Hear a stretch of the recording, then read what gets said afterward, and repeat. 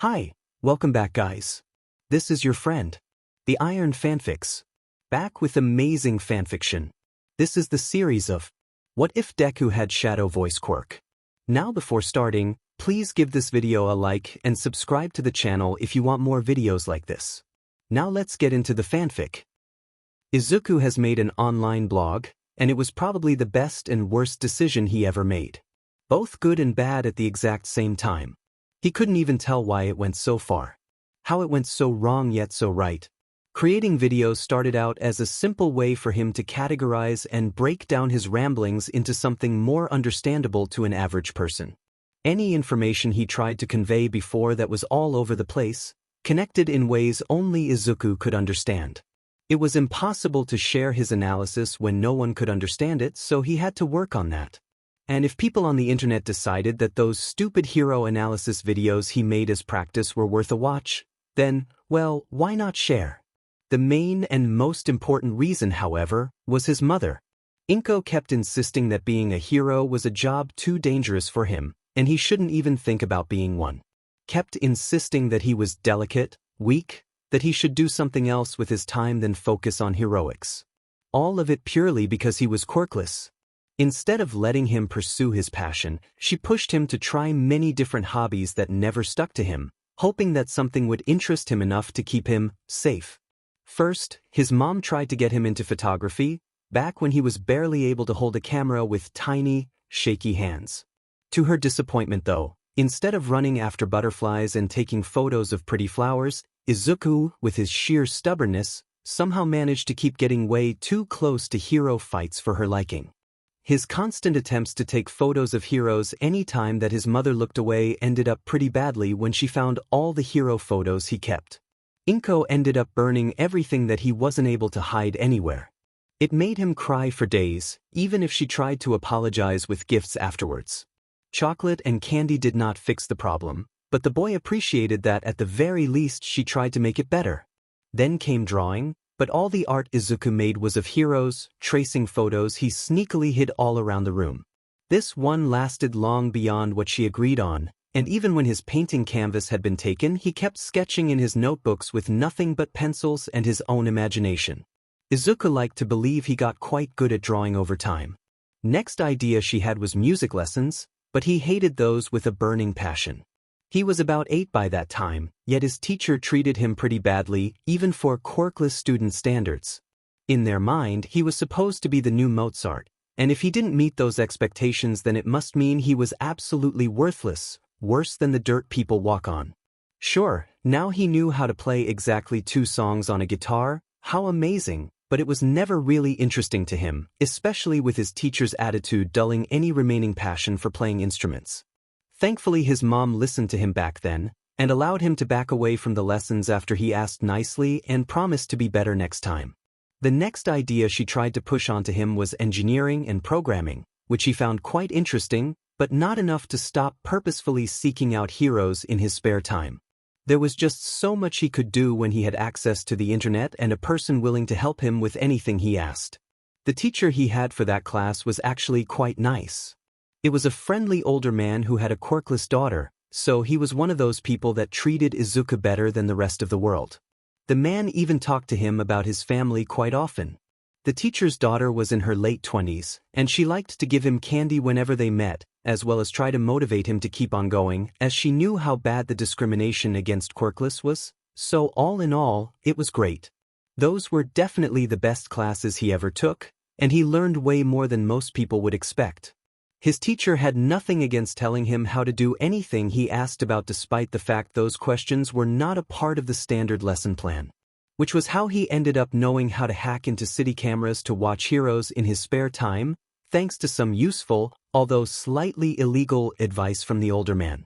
When his mom found out what he did, however, she banned him from those lessons as well, which was pretty annoying. She even got angry at the teacher for putting him in danger, and didn't listen to anything the man tried to say as she dragged Izuku away, and Izuku felt absolutely terrible having to cut all contact with the nice family of his teacher.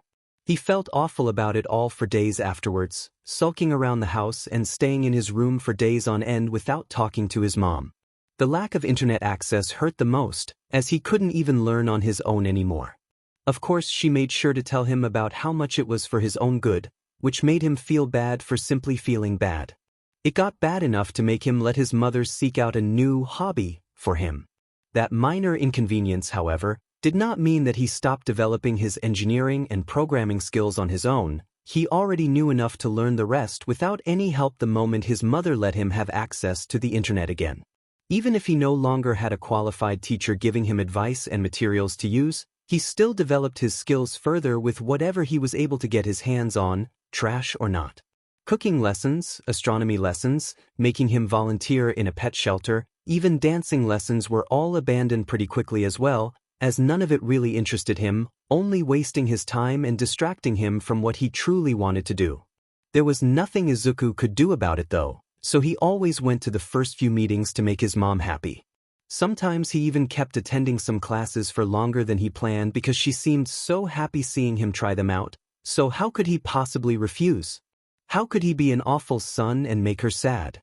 He abandoned them only when he started feeling miserable there. For example, this was his story with cooking. His mother made him cook so often both during lessons with others and at home that eventually he began to despise doing so. Sure, he was good at it, but that didn't mean he liked it. So after a few months of begging and promising he won't try to be a hero anymore, he managed to stop her from making him go to those lessons as well. No hobby she picked actually stuck to him, other than, well, technically programming, but his mother was very against that after she found out about the little camera incident, so he had to be secretive about it ever since. Anything that he was actually interested in was forbidden because it was somehow related to heroes. Like, even going to the gym was seen as an absolutely terrible idea by his mom because Izuku was oh so fragile, and she was scared he would break or something. Or maybe try to use his skills to actually become a hero one day. Not that she even believed he could be strong enough to do that. Recording videos was just the last attempt at finding him something new to do. Izuku knew that he was probably supposed to take videos of things like a pair of dogs playing in the rain or record the sunset, but then again, nothing was really interesting enough in those ideas to keep his attention. Instead, he decided to make a blog to post videos with his analysis, sharing his true passion with the world. With people who could actually understand him. Of course, it was analysis on heroes and quirks, which his mom technically did not approve of, but when she was at work she couldn't really stop him. What she doesn't know won't hurt her, right? And shouldn't hurt him either as long as she never finds out. So there he was, starting his career at the age of 13, making videos with his screen completely black. He wasn't stupid enough to show his face on the internet, of course. Izuku rambled for hours about heroes whenever his mother was away. He always tweaked the audio, making it sound much more robotic through some rather amateur code and programs, just so it would be impossible to figure out his age or gender. Anything that could possibly be used against him was removed from the videos for safety reasons, so he saw nothing wrong in sharing them. His mom, after all, drilled into his head from a young age that everyone on the internet wanted to hurt him and that they were all villains in disguise or something, even if it wasn't true. Okay, maybe there were some villains, but surely not every second person who was browsing the internet was bad, right? That was basically how his career started, maintaining a blog on some random blogging website and posting his analysis both in video form and short descriptions underneath. He also kept posting random messages like, "Hello everyone, laughing face. I hope your day is going alright. .. literally every single." At first there wasn't much attention under his blog, but hey, it might have taken a bit of time, but after a few months, people were already commenting under his good morning messages. It was probably because someone more popular noticed one of his posts and decided to share it along, but hey, he wasn't going to say no to that sudden jump in followers. It was exciting. 5 months into his blogging adventure, Izuku got used to people calling him the robot voice quirk analyst, or sometimes shadow quirk analyst because all of his videos had a pure black background while he talked. And in all honesty, he would rather be called the shadow quirk analyst because robot voice just sounded very bad. Yeah, sure, he edited his voice to sound robotic, but they didn't have to point it out. Even at this age he knew that it sounded like a truly terrible name to have, especially when you start getting more popular. The longer changing it afterwards gets harder and harder with time. So he made a post where he allowed people to call him a shadow quirk analyst, and wrote that he thought about changing the blog name. After all, his blog name was pretty bad.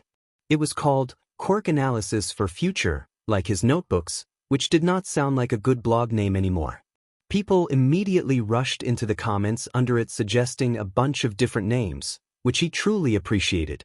He made sure to respond to everyone, although he got nervous at all that attention and all those great ideas.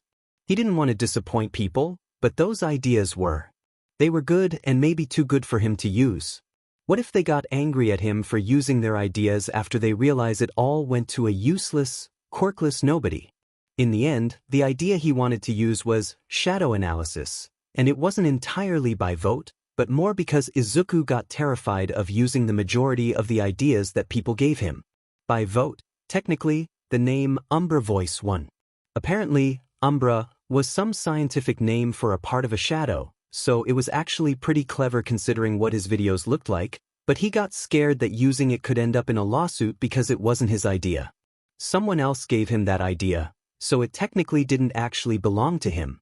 What if they got angry at him for using it, even if they gave him the idea in the first place? Okay, so he might have eventually ended up with the Umbra Voice name despite his previous choice. But only because people started posting hate comments directed at him for saying that he would use shadow analysis while the name that was the most voted one by his little community was thrown out, and shadow analysis was at the bottom of the list. He didn't react well to all those comments, as they made him cry and panic silently for about an hour before agreeing just so they would leave him alone.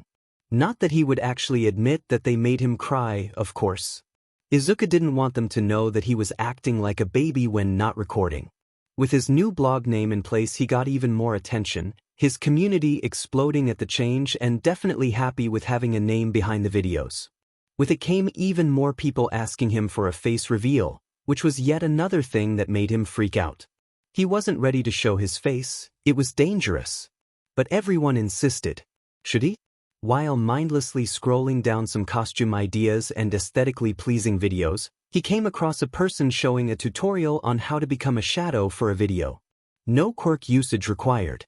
Which immediately made a light bulb light up in his head. Opening a popular website for online shopping, Izuku searched for any glowing objects that did not cost a fortune. He picked out a cheap colorful mouth light that looked decent and could let him show the world that he was speaking to them and added it to the cart.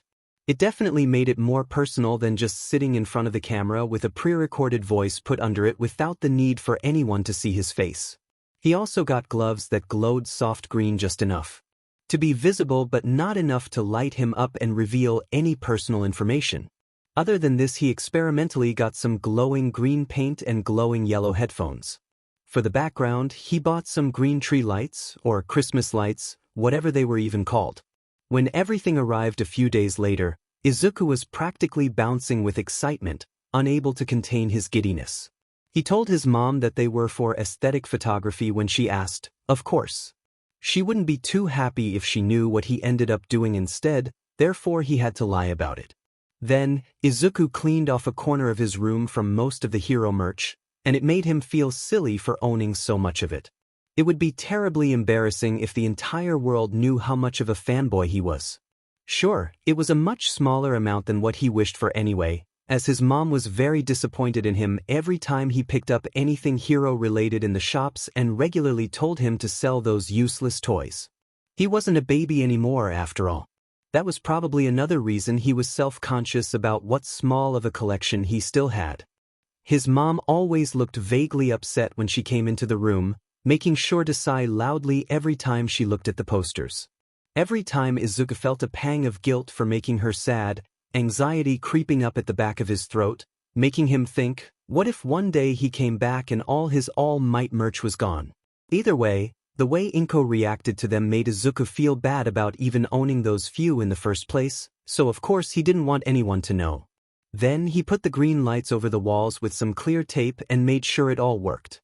He also went through all of his other purchases and tested them to make sure there would be no accidents during recording.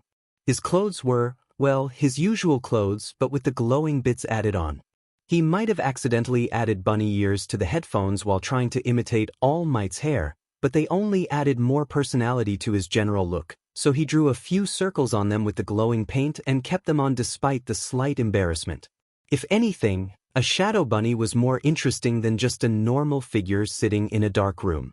This way, people could know it was him when he was recording. Another thing he used the paint for was accenting the largest freckles on his cheeks, so that they were glowing in the dark and adding even more personality to him past just a shadow person. Next, he put on the gloves and the mouth light. The light was tricky, as he choked on it quite a few times while trying to find a way to work around it and speak without swallowing it by accident. Apparently, talking with it on was really hard unless he stuck it to the sides of his mouth, which was much better than what people recommended when he got it. Others apparently didn't really talk with those. So that had to be expected. Even with the mouth lights in their new positions, he still had to relearn how to talk again without choking constantly. At some point he even wondered how badly it would end if he accidentally swallowed them with batteries still inside, but he quickly pushed the thought out of his head. He had no time for worrying. And this was how he made his first video a few hours later, when it finally became dark enough outside to stop any light from peeking through the curtains. After checking that everything worked multiple times, he flicked off the light, turned on the darkest settings his camera had, and walked in front of the camera. After checking once again to see for sure that he was only a shadow of a person and his face, clothes, and literally everything past the glowing parts were completely black and blending in with the darkness, he began talking. The video lasted 15 minutes, where he went in detail about some new heroes fairy Quirk, and only about 30 seconds at the beginning were of him explaining his new outfit and new way of making videos. Now it made him realize that they would all take so much longer to make, and he'd have to record them all at night, but that was a sacrifice he was willing to make for the comfort of his viewers. Thankfully his mom began taking night shifts much more than the daytime ones as they paid much more, so she was away for most of the time that Izuku was able to record. Izuku was not stupid, though, and he was fully aware that the main reason behind the sudden change and need for more money was most likely her need to send him to new random lessons and get him away from heroes, as well as monitor him during the day to make sure that he, God forbid, was not sneaking out to watch heroes. So he was mostly in the clear as long as he stuck to doing it at night. Therefore, his filming was not disturbed in any way, and he could safely record, edit, and post it in peace. Everything worked out great, and the views blew up overnight way more than he ever expected. It was terribly overwhelming, the amount of attention he gained overnight, leaving him anxious about his future and doubting his decisions. All the comments and likes made him fidgety and caused him to shake like a cube of jello in the wind as he watched the numbers rise. He was extremely relieved that he actually decided to hide himself in the shadows and not let anyone see his face, hiding anything past his silhouette and some glowing accessories, because he knew that if anyone online actually knew his face he would most likely pass out. Besides, if his classmates somehow found his blog, they would never let him live that down, and his career would be destroyed. Therefore, for safety, he preferred to stay in the shadows. Even if his mother by any chance found his blog in the current state, she would technically have no evidence that it was him, right? The attention and comments under his new video, while supportive, made his anxiety shoot through the roof as his brain screamed that it might have been a big mistake. Running his fingers through his hair for the 1000th time, he stared at his computer screen, totally stressed out. He tugged more at his hair, wincing as he felt some hair rip in the process, but that didn't soothe his worries at all. What was done, however, and so many people saw the video and shared it around that deleting it would do more harm than good. That still didn't change the fact he might or might not have experienced a panic attack after his view count hit over 50,000 overnight with everyone sharing it around, which was multiple times more than the usual number, and it just kept rising. All night he couldn't get any sleep, as every time he tried to close his eyes anxiety kept opening them again, his brain unable to keep them shut. He checked the comments and the view count many times during the night, and freaked out for hours until the sun had finally passed the horizon and it was the time to go to school. He barely managed to scrub the green paint off his cheeks in time to go to school, as he had forgotten about it until he looked into the mirror in the morning, half an hour before he had to leave. He ended up missing breakfast thanks to that, but at least no one would make fun of him for having neon green paint on his face. Ever since then, he made sure to make videos of his analysis at least once a week, and after 3 more months he had finally gotten used to it enough not to feel extremely awkward while doing so. People seemed to like his analysis, and being praised for it felt like a drag that he couldn't get enough of. It was exciting, as he felt like he had any worth for the first time in his life. Pure happiness rushed through his veins every time he read the comments, allowing him to forget about his miserable existence for at least a little bit. Every time someone asked him for help with their quirk, for any tips that they could use to improve and have a chance at being a better hero, he was filled with such pride and excitement it made up for everything else he had to deal with in his life. At the age of 14, he already had a huge following and a lot of people theorizing about his possible quirk, which made him feel slightly disappointed, the barely hidden sadness settling itself down in his gut. Of course, no one would assume he was quirkless. It made him wonder if they would still like him after they found out. Probably not. He also updated his costume after quite some time of being stuck with his old one, and maybe choking on the mouth lights one too many times, causing him to spend more time editing the videos than he would like. Instead, he used the skills that he got from engineering classes that his mom made him go to as a child, and which he went to for an entire year before the camera accident and being banned from both engineering and programming, to build his own accessories, which were definitely much easier and more comfortable to use. The new mouth lights were much smaller, and could actually be stuck to his teeth in a similar way to how braces worked, making them much more comfortable to wear and talk in. It took him an awfully long time to fit all of the inner mechanics of the accessory into something small enough it could work like how he wanted it to, but eventually he managed to do that without creating anything overly dangerous, praying to whatever deity was out there that it wouldn't explode in his mouth. The metal ears were also replaced into robotic ones which he could actually move, even if only back and forth in one direction, and they made him incredibly happy. The moment he saw they worked, he couldn't contain his giggles of happiness as he bounced around the room, letting them twitch robotically in response. Oh, and he also finally found glowing paint that didn't take half an hour to wash off. It didn't irritate his skin as much either. All of that brought us to the current moment, when Izuku was 14, but almost 15 of course. And his follower count was at about 53k, which was, wow, a lot. It was a cold January night he had planned to spend going over the quirk of some new hero. Pretty quickly he had finished scripting everything, changing his previous notes into something more presentable, and it was time to record. Putting on the costume, if it could even be called that, he turned off the light and started the recording before sitting in front of the camera on a spinning office chair that his mom bought him at some point. It almost made him feel like one of those cartoon hacker villains that turn around in the spinning chair with their hands together to greet the heroes. He didn't see himself as a villain, of course, but it was a funny observation either way. Good evening, everyone. Umbra, Quirk analyst here, and I'm here to talk about one of the newer heroes, Silent Track. She might have debuted barely a month ago, but so many people are already speaking about her and her explosive music-themed appearance, even if her quirk is completely unrelated. First things first, however, is that I found some things about her past that are not too pleasant, he started, grabbing the light-up whiteboard he used when he needed to write down information beforehand.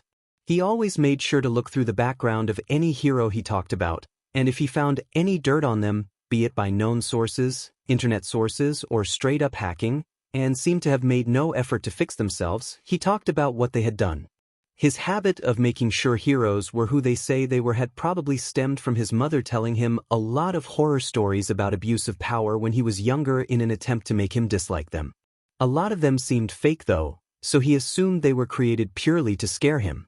The only thing this accomplished, however, was that he appreciated those heroes that were still good people even more.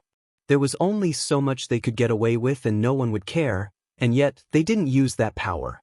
When we look at her story, she has a lot of charges of stalking and assault, which got completely overlooked because 1, she is a woman, and 2, no one wanted to destroy her hero career thanks to her useful quirk, which I have evidence for and am going to post underneath this video along with all the sources and evidence. Now, time for the quirk analysis. He never liked destroying people's trust in heroes, as he wasn't stupid and knew it only attracted villains, but he couldn't just not mention the fact that those people not only have done a lot of bad things, but they were also let off with basically no consequences. Half an hour later he stopped the recording and dragged himself to his desk, rubbing his tired eyes as the computer lit up the moment he turned the screen back on. Turning on the lamp, he squinted at the long video before sighing and starting the painfully long process of editing it. He got used to making videos the moment it got dark and spending a long time editing them during the night so his mom wouldn't find out. So naturally his sleep schedule was awful, making him barely get any sleep between school and his analysis blog, but he could deal with it. He had dealt with worse than sleep deprivation. Yawning, he finished in about an hour, as naturally his videos didn't have too much to change. He just had to watch it to make sure there were no mistakes, adjust the lighting in some places, and cut off a few things so it looked finished and clean. Posting it on his blog, he stared blankly at the screen for about 10 minutes before finally refreshing the page to check if anyone had written anything. It was a 15-minute-long video, but some people always commented instantly the moment new videos appeared before even watching them, despite the late hour they were posted at. Most spoke up about knowing the hero or being the first one to comment, but there was one person who said they hoped that Umbra had something to say about her creepy personality and criminal activity, as they'd been affected by the hero and wished that more people could help them in their current situation. Which was one of the main reasons Izuku was ready to share the fact that heroes were not all pure and shiny to the world despite the harm it did to his reputation in the eyes of hero lovers. So people like that one person could find justice more easily instead of silently suffering, forever forgotten. With time, more and more comments flooded in as he logged off and made his way to his bed, hastily scrubbing off the paint with a napkin. Taking off the outside piece of the mouth lights, he put them in a box, throwing out the thin plastic layer over it that was used so the accessory in itself wouldn't be dirty all the time. After getting rid of his costume pieces, Izuku let himself fall onto the bed, ignoring the way his green curls stung when they got into his eyes, as all he had in mind was sleep. It welcomed him nicely as always, but the bliss of unconsciousness was over far too soon for his comfort. Izuku didn't dream, he never really did, so the moment of rest was over pretty quickly as the alarm beeped at him to get up and go to school. Stretching and feeling his joints pop, he knew that today was probably going to be shitty as always. He could feel it deep in his bones, and they had spoken up with loud creaking any time he moved from the awful position he had fallen asleep in. His mouth was dry and he was still tired, but he dragged himself out of bed anyway. He prepared for the day on autopilot, so the early morning passed by quickly without him even realizing, and pretty soon he was already outside and walking towards his school. Looking at his phone, Izuku noticed a bunch of new private messages which got him curious.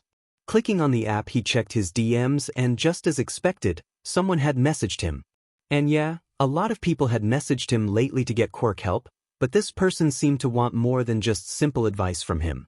Lavender, good morning. I have seen your analysis videos and I wish to ask if you would be willing to take a business offer. Umbra voice, good morning. And no need to be so formal. _, but when it comes to business offers, I'm not interested in any currently. Sorry. Lavender, Lavender, alright, but I still wish to ask if you have ever considered creating a Discord server for people following your blog? To connect with the community? Umbra voice, so I haven't really thought about it. But I might do that, so keep an eye out for it in the future, happy face. With that, the conversation ended, leaving Izuku wondering what the offer even was. Diamen, he could have at least asked before declining. Shrugging it off, he decided to put his phone back in his pocket and keep walking, thinking about the second part, which was making a server. What, it couldn't hurt, right? And it would be an amazing way of keeping up with the not-so-little community he created over the last year and a half. Yes, he thought to himself, he would make a server tonight. Just as expected, the day ended up absolutely awful. At school, Izuku got cornered by his bullies right before he could slip away at the end of the day, which ended up with him gaining a bunch of new bruises and having to scrub his face with hot water for 10 minutes to get rid of the phantom feeling of spit on his face. They could insult him all they want, even kick him around, but spitting on him always made him go through much more emotional pain than anything else. It was just disgusting, and he would really prefer a kick to the ribs over getting that in his hair. Of course, when he got cornered, no one really cared as 3 of his classmates decided to beat him up for absolutely no reason at all. Everyone just watched. Some even seemed entertained by it. As always, One teacher walking out of the school noticed what was happening, but even the adult, who was supposed to be a responsible person and stop cases of bullying, just looked away, annoyed that they were doing it in front of school instead of taking it somewhere else. Of course, they would prefer it if he got dragged away and beat up in some alley instead, so they couldn't be considered responsible for not stopping it, wouldn't they? When Izuku finally made his way home, dragging his feet on the ground the entire way there, already exhausted, it sadly did not get any better. He barely changed his outfit to something more comfortable, ate a quick snack and washed himself before his mom burst through the door to his room to excitedly tell him how she had found him a new hobby that would accept his poor, weak, quirkless self. Which is how he ended up sitting in front of a clearly annoyed woman with 4 red eyes, trying to sew together a shirt that she ripped apart just a few minutes ago and expected him to fix. He felt uncomfortable under her angry gaze, barely holding himself back from squirming away from the constant burning stare. She was looking at him as if she was just about 5 seconds away from exploding, and it scared him. He'd been stuck for around 5 hours with the red-haired woman, so it was understandable that she would be frustrated and angry, but she was angry from the start, so maybe it wasn't really his fault? Or maybe he was just awful at this and had been doing something wrong this entire time. His mother was, as per usual, nowhere to be found. Even though she had promised she would be back after an hour, for more had passed by and he was still there, stuck with the demonic woman glaring daggers at him. Apparently, his mother had told her that if she couldn't come back in time, she would pay extra fees per hour, and the teacher had accepted that. So this torture seemed to never end and she was still expected him to work even after all this time. Fun. His fingers felt numb. The so-called teacher had loudly complained about him sewing too slowly, even if it was literally his first lesson. Did she expect him to be an expert from the start? And in an attempt to speed things up, he had jabbed his fingers with the needle quite a few times. Her frowns only grew each time a drop of blood landed on the fabric. Yeah, she showed him how to do basic things for the first 2 hours, but after that she just got annoyed and told him to just fix things she broke, which terrified him a little, especially since she had shredded them right in front of him with her way too long, painted bloody red nails, so he couldn't really learn sheet from it. Besides, he already knew how to sew at least somewhat before, as he had to fix his school uniform way too many times to count. It was just, he never had a time limit on that. The time limit and his teacher's reactions stressed him out enough to make him make way more mistakes than he usually would, and he could barely hold back tears, trying not to cry during his first lesson. Even if his eyes stung so much and he had no idea if he even succeeded in holding them back, he still tried, squeezing his eyes shut constantly to try to prevent anything from spilling. He couldn't look weak. The awful experience dragged on for about 1 more hour before Inko finally appeared to take him back home and give some extra money to the grumpy woman who probably just wanted to go home too. The thought made Izuku feel bad for her. She probably had so much to do, things way more important than babysitting some stupid quirkless teenager who couldn't do anything right for hours. It didn't even matter that she started yelling at him near the end, he probably deserved it for taking away so much of her time. He deserved it for being stupid and weak and useless. Even if, technically, he was not allowed to leave alone. His mother decided to forbid him from doing so, using the argument that, what if you get hurt out there? A poor little weak quirkless boy like you won't be able to protect himself. The moment he got home for the second time, he instantly locked himself in his room, refusing to deal with her bullshit. The door clicked shut a little bit too loudly, but he couldn't bring himself to care about the furniture. He still felt awful for hurting her like that though, no matter what she did to deserve it. Inko was his mother after all. She seemed so hurt when he said he didn't want to tell her about his school day today that it made him feel like a criminal. She also tried to stop him from leaving the room, arguing with him by repeating what she told him basically every single day, that it was for his own good and one day he would be grateful for what she gave him. That didn't stop him though, as he locked the door from the inside with a complicated lock to make sure she couldn't enter the room, or at least, not without giving him enough time to escape through the window. He was literally ready to crawl through the window and sleep in the park if he had to, because he knew that if he had to listen to her for any longer he would end up feeling like a piece of garbage even more. After all, she could, sadly, still open the door, even if it was locked. Her quirk somehow let her unlock the door after a bit of struggling, and he even saw her do that multiple times already. Either way, he still felt better knowing that he would have at least 2 or 3 minutes to get away if she decided to enter. In the safety of his own little space, he brought his laptop to his bed, along with a little wooden shelf that he could put on his legs to prevent the laptop from burning him after it heated up. Then, he threw a blanket all over himself, feeling comforted by the soft and fuzzy material surrounding him.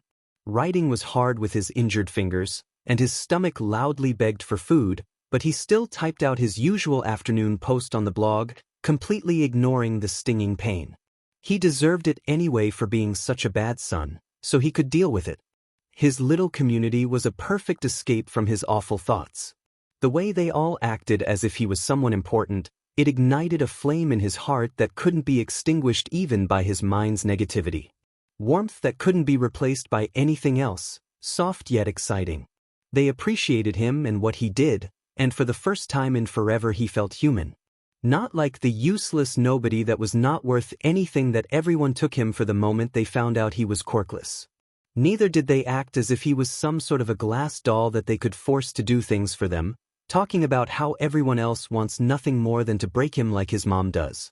On the internet, he was just another human. He was a person, a good analyst, and a decent programmer. Hacker, his mind supplied. He even made his own voice-changing program so it automatically made him sound different without him having to do anything. And people thought it was cool. He loved that feeling, even if there was that sinking feeling of guilt clinging at the back of his throat, tied around his neck like a snake, ever present and never leaving because he knew he shouldn't accept all the praise people gave him. Because he knew he didn't deserve it, even if he loved the freedom of expression for the first time in his life, and loved having people who cared about what he had to say. Sure, there were a lot of people who constantly tried to figure out his identity, even going as far as trying to hack into his account, but he could always protect himself easily with his own hacking skills, so the danger was not enough to make him stop wanting to post his analysis online. If anything, it was a good challenge to make sure that his hacking skills stay strong. Besides, so far, no one was able to get any information on him that he did not share by himself, so that was a good thing. Maybe the lessons were actually a good thing? Should he thank his mom for making him go to those? After all, now he knew how to cook good things out of scraps, engineer and program many different kinds of items, he knew how to make videos so they looked aesthetically pleasing, even dance lessons could help him in life if he ever had to rely on them. And by that, he meant the fact that his balance was amazing and he could stand on only one of his hands for extended PRDS of time while also moving his legs around without even wobbling. As much as it felt embarrassing to go to those lessons with mostly girls at first, he got used to them and after some time learned to appreciate that. It wasn't a hobby he would pick normally, but he started the classes at the age of 7, so he was young enough that he couldn't exactly argue with his mom about it. The lessons stopped at the age of 10.5 when he convinced his mom to let him do something else, as others at school had started bullying him even more when they found out he was going to dance lessons. But even after 4 years of no more dance lessons, he still kept his good balance as well as some other useful skills. Light exercises every so often also helped to keep his form, which wasn't by any means bad. Definitely better than it would be naturally. Stretching was one of the exercises he did, and he was embarrassed to admit it, but he actually kinda enjoyed doing it. It wasn't his fault that it was the only kind of exercise that his mom approved of course. So yeah, as much as it was all embarrassing and he never exactly wanted to go to dance lessons nor any of the other lessons on his own when he started each one of them, he could see how all of them could help him later in life. All of those classes taught him something he could use, so they weren't a waste of time. Except for the guitar classes, he absolutely despised those and doubted that it would ever come in handy in life. I mean, what kind of situation would have him pick up a guitar and play it willingly? Probably none. All he got from those lessons was trauma and distaste for the instrument. Thank you very much. But yeah, should he thank his mom for just looking out for him? Sure, he didn't exactly want to do any of those, but they were useful. So why was he still mad at her? He could even use his skills that came from the dancing classes to get better at fighting, couldn't he? Now wait a second. That actually sounded like an amazing idea. He just had to find some inspiration, then he could easily convert dancing into fighting. He already has the flexibility and balance to do a lot of things, And other than that, he was taught how to make quick, precise movements during his lessons. It makes so much sense. Why hadn't he thought about it before? Finding in himself a new sparkle of energy, he quickly typed out a brand new post on his blog. Umbra Voice, 9:32 p.m. Hey everyone! I have been wondering, does anyone there know any cool heroes who fuse their fighting style with dancing? I'm looking for heroes who specifically use a lot of dancing techniques to build the style onto, and I thought I could ask all of you for help with it. Happy face. Immediately afterwards, the comments section was flooded with people recommending a lot of heroes for him to sort through, plenty of them being less known ones, and Izuku picked out a few that sounded the most like he could get inspiration from. Comments section. Glitter Lover, 9:33 p.m. Yo. Check out Sunset Strike. Her quirk gives her ribbons that require her to use what she learned in dance lessons to fight. She's so cool. Will you write an analysis on her? Could give her more attention and boost her rankings.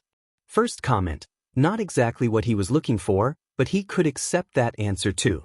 Pedal Dogs 999, 9:34 p.m. How about Lucky Glider? I heard their quirk worked with dancing the best. Again, another person talked about a hero who had a quirk specifically designed in a way that made dancing the most useful method of fighting. Kinda disappointing, considering that Izuku didn't have a music or dancing-related quirk like them. The rest of the comments went by similarly, and Izuku ended up finding only about one or two heroes whose quirk didn't work specifically with dancing, yet they still got only a little bit of inspiration from some amazing dance techniques, but that had to be expected. No one really used that kind of tactic against villains. Trying too hard to look good while fighting could only get someone killed. But Izuku still couldn't help but feel slightly disappointed. Well, that meant that he would have to figure this out all on his own. Refreshing the page, his eyes lazily drifted to the side of the screen where someone sent him a private message. Someone with an electricity quirk had asked him for advice, as the drawbacks of the quirk were rather unpleasant and they wanted to be a hero. Pushing aside his little, very disappointing search for a hero dancer, he decided to help them out first, instantly agreeing and asking for specifics of the quirk so he could come up with better ways to use it. Then he noticed the message from this morning. Message from Lavender. That means he completely forgot about that. He was supposed to make a server specifically for his little community. How could he be so stupid and forget? It was already getting late, but he didn't have school the next day, so he supposed he could stay up all night and work on it. After a minute of hesitation and second thoughts curling around his brain like venomous snakes, he decided to push aside the uneasy feeling that he got while thinking about that as he opened the app. Creating the server did not take too long, and he added some basic rules and channels before posting the server link in a new post barely an hour later. Izuku also went over his security to make sure that his computer was fully protected, just in case. After the link had been posted, Izuku promptly hid his face under a blanket as hundreds of notifications flooded in, making him freak out. His breathing became frantic and he felt a bit lightheaded at all the attention.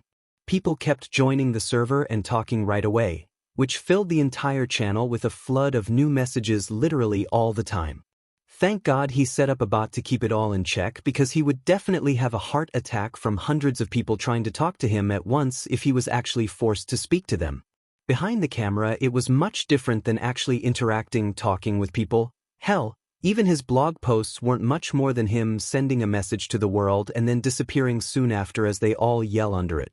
Sure, he did his best to respond to everyone whenever he could, but it still couldn't count as an actual conversation.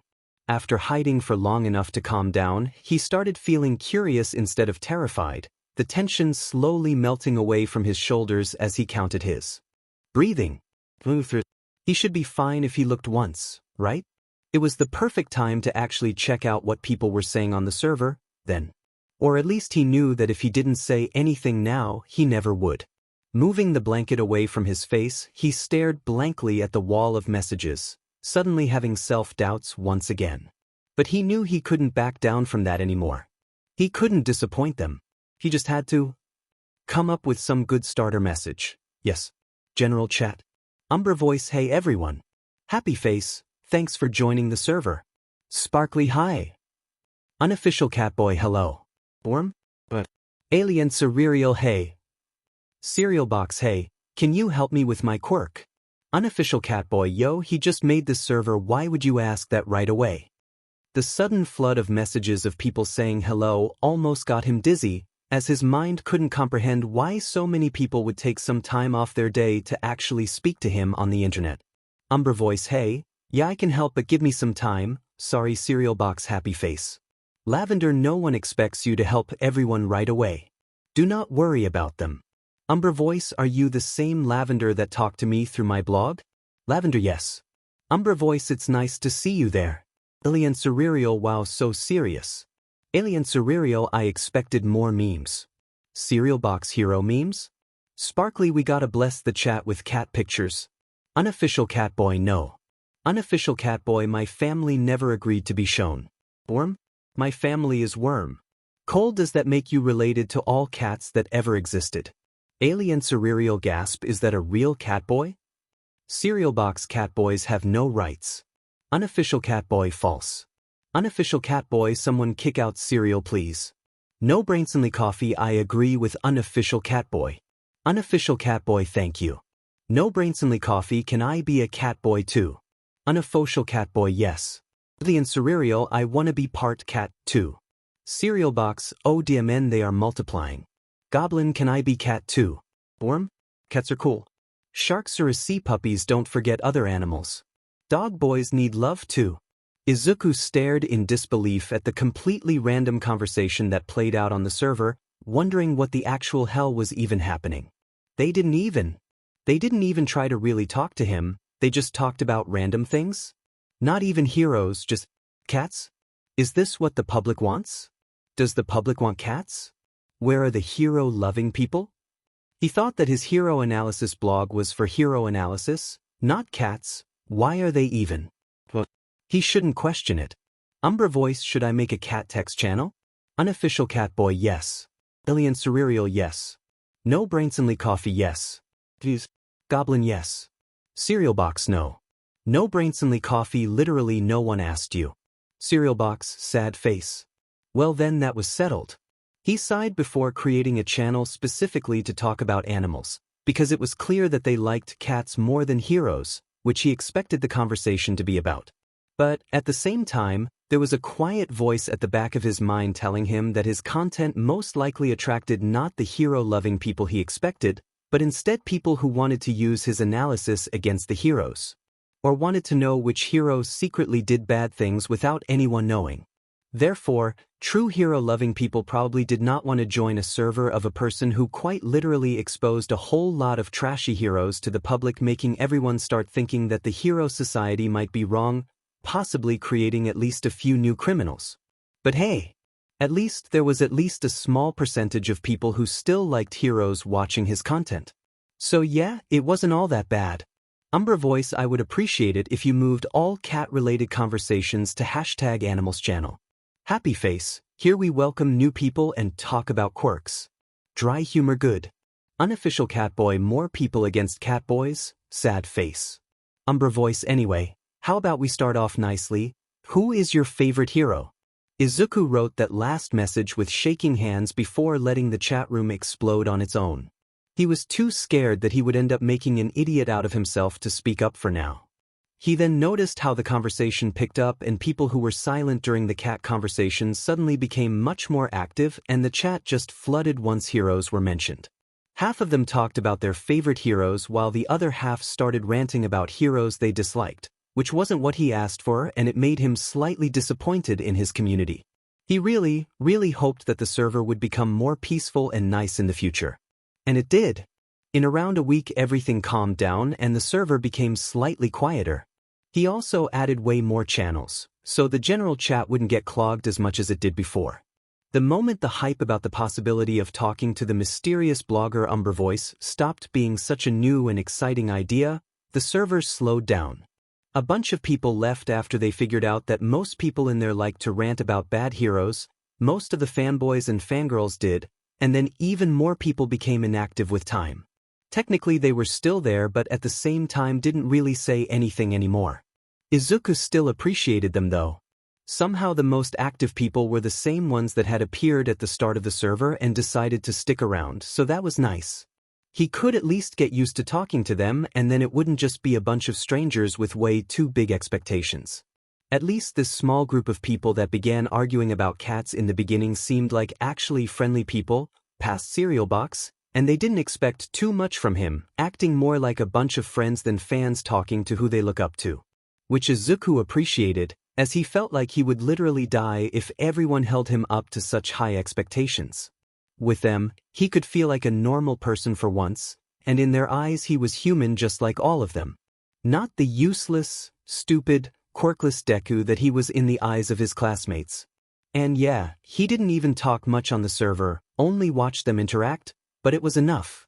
They sometimes talked about him, and they seemed to all appreciate him when they did.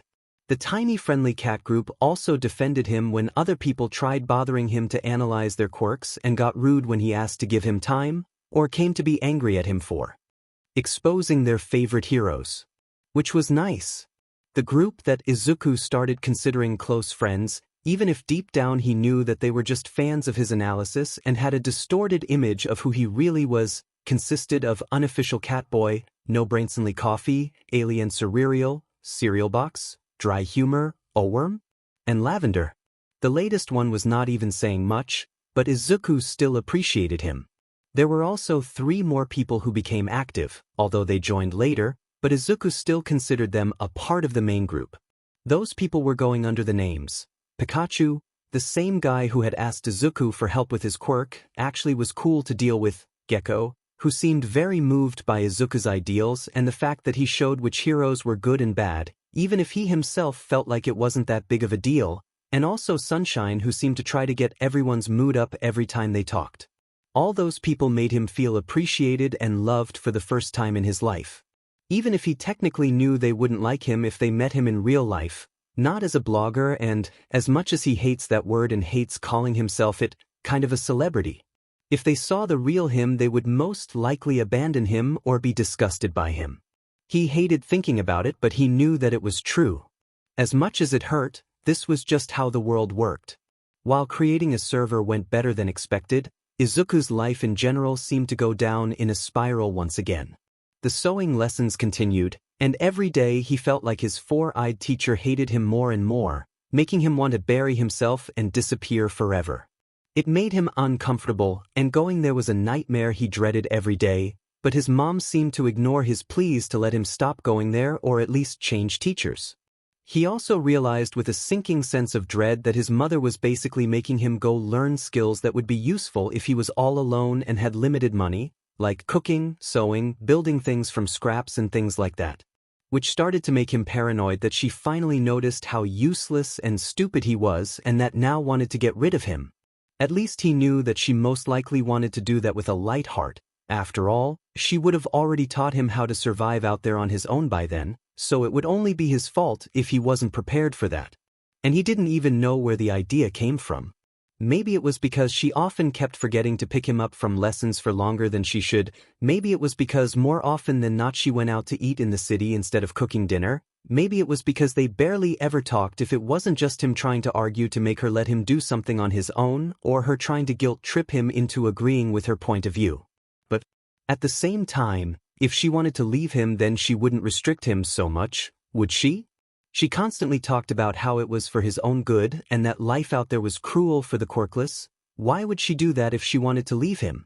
And yet, Izuku couldn't get rid of that feeling that one day she would get bored of it all and just leave.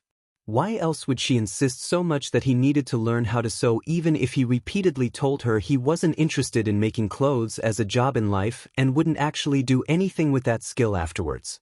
It wasn't fun, and his fashion sense was already terrible by itself, so he would most likely die in the fashion industry. So there must have been some other motive hidden there. He shouldn't think like that. Inko was his mother, she wouldn't do that. As much as they disagree often, she wouldn't, right? Well, now his paranoid brain wouldn't shut up about it anymore. Which meant that he probably had to start saving money, just in case. Yeah, he knew that the chance she would do that was slim, but what if? What a terrible son he was. Currently, he was sitting in his room, glancing at the door nervously as it was the exact hour his mom usually came to take him to the lessons. The clock, however, said that she was about 15 minutes late, which made Izuku anxious as he wondered if she had forgotten about him or not. He would be happy if she did forget, because that would mean that he wouldn't have to deal with the demonic woman that he was forced to call his teacher at least for one day. Another half an hour passed by painfully slowly as he got more anxious every second, fighting his strong urge to just open the window, crawl out and disappear for the rest of the week. But that would only get him in trouble more, so he couldn't leave. When his mom finally opened the door to his room, she told him she was busy today and had to leave for a few hours, most likely wouldn't be back until tomorrow, which left Izuku feeling happier than he probably should be. That meant he wouldn't have to suffer through the sewing classes today. Also, it gave him more time to analyze heroes and strengthen his blog's security. The moment Izuku heard the front door click shut, he locked his bedroom door too and let out a breath he didn't know he was holding, relaxing for the first time this week. Going back to his laptop, he decided that it was the best time to work on his cybersecurity as he wouldn't be interrupted for a long time, which meant he wouldn't accidentally leave holes in the cyber walls by accident. His security measures were pretty simple but worked really well. As much as he couldn't entirely stop the website he used to post his videos from taking information about him from his computer, what he could do is feed it fake information. For example, the website believed that he sent his videos from about 50 different places, with none of them being real. Any information it tried to take from him, he countered with a program that gave it a bunch of fake answers, as well as if anyone tried to hack into his computer, they would most likely connect to a virtual machine instead of his actual real files. He did that because he knew that there were people who would love to hunt him down if they could, both villains and heroes. He knew that the information that he had was valuable and could easily tell that a lot of people already tried to get into his files, but thankfully none of them had succeeded yet. That didn't mean he would just stop at that, though. His security measures might have been enough for now, but with time people could always find a way around them. So it was a good time to update it all. Stretching a little bit, he sighed before going to work, letting his hands fly across the keyboard at light speed. When he finished, his eyes hurt and he felt like his back was ready to kill him, but he felt satisfied with his brand new security systems in place. He also checked how often the alarm that he set in the code rang, meaning that people had tried to get into his computer. The number was more than usual, so it was a great time to try to make the number lower by simply talking about it. Scare factor should get rid of some small-time villains at the very least. General chat. Umbra voice: 9 people tried to hack into my account this month, 7 of which tried to do so from the server. Don't think I don't see you, smiley face. Better luck next time, although I would prefer it if you stop trying, as your actions will have consequences. Izuku wrote it, so it seemed as if he's confident in his abilities even if he was very much not, and it very much stressed him out. He almost got an anxiety attack when he noticed the numbers, but this was probably the best way to actually protect himself from the hackers. Or at least the small-time villains who just try their luck with some basic code to have blackmail material. Because if they kept trying, there was a chance one of them would actually be able to find a mistake that Izuku made somewhere and get his information, but if he scared them enough they wouldn't even try anymore. And a lot of people on the internet consider his blogger persona, Umbra Voice, to be scary and powerful, even if it couldn't be further from the truth. But if he could make them believe he was dangerous, they would leave him alone. He learned to be perceived as dangerous on the internet around the 6th month of his blogging career, when some people started trying to threaten him into helping them kill some heroes, which he definitely did not want to do. So after that, he tried to change his internet persona to make himself appear more confident and dangerous, and just like that, the threats stopped appearing. Sure, sometimes villains still tried to use him for help with fighting heroes, but he was always able to scare them away by hacking into their accounts and messing up their files a little, so they never stuck around for longer than a week before running away. Before the change, however, they stuck around for a long time, constantly trying to find new information that they could use against him, no matter how small, and then act as if they had the peak blackmail material for weeks. So yeah, he learned to be scary. Towards villains, of course. He would never actively try to scare someone if they were nice to him, never. It was simply a survival tactic that he picked up on, and he would never use it if it wasn't needed. Towards his fans he was nice, answered every question he could, and helped people with their quirks if they asked. Izuku was not a villain, he just tried to avoid them. Right after sending that message on the server, it once again exploded with activity, as it usually did whenever he posted something. Probably because he rarely spoke on the server, it was still considered something worthwhile. Form? Oh? Alien Cereal scary. How do you deal with that? Cereal box good thing I don't know how to hack.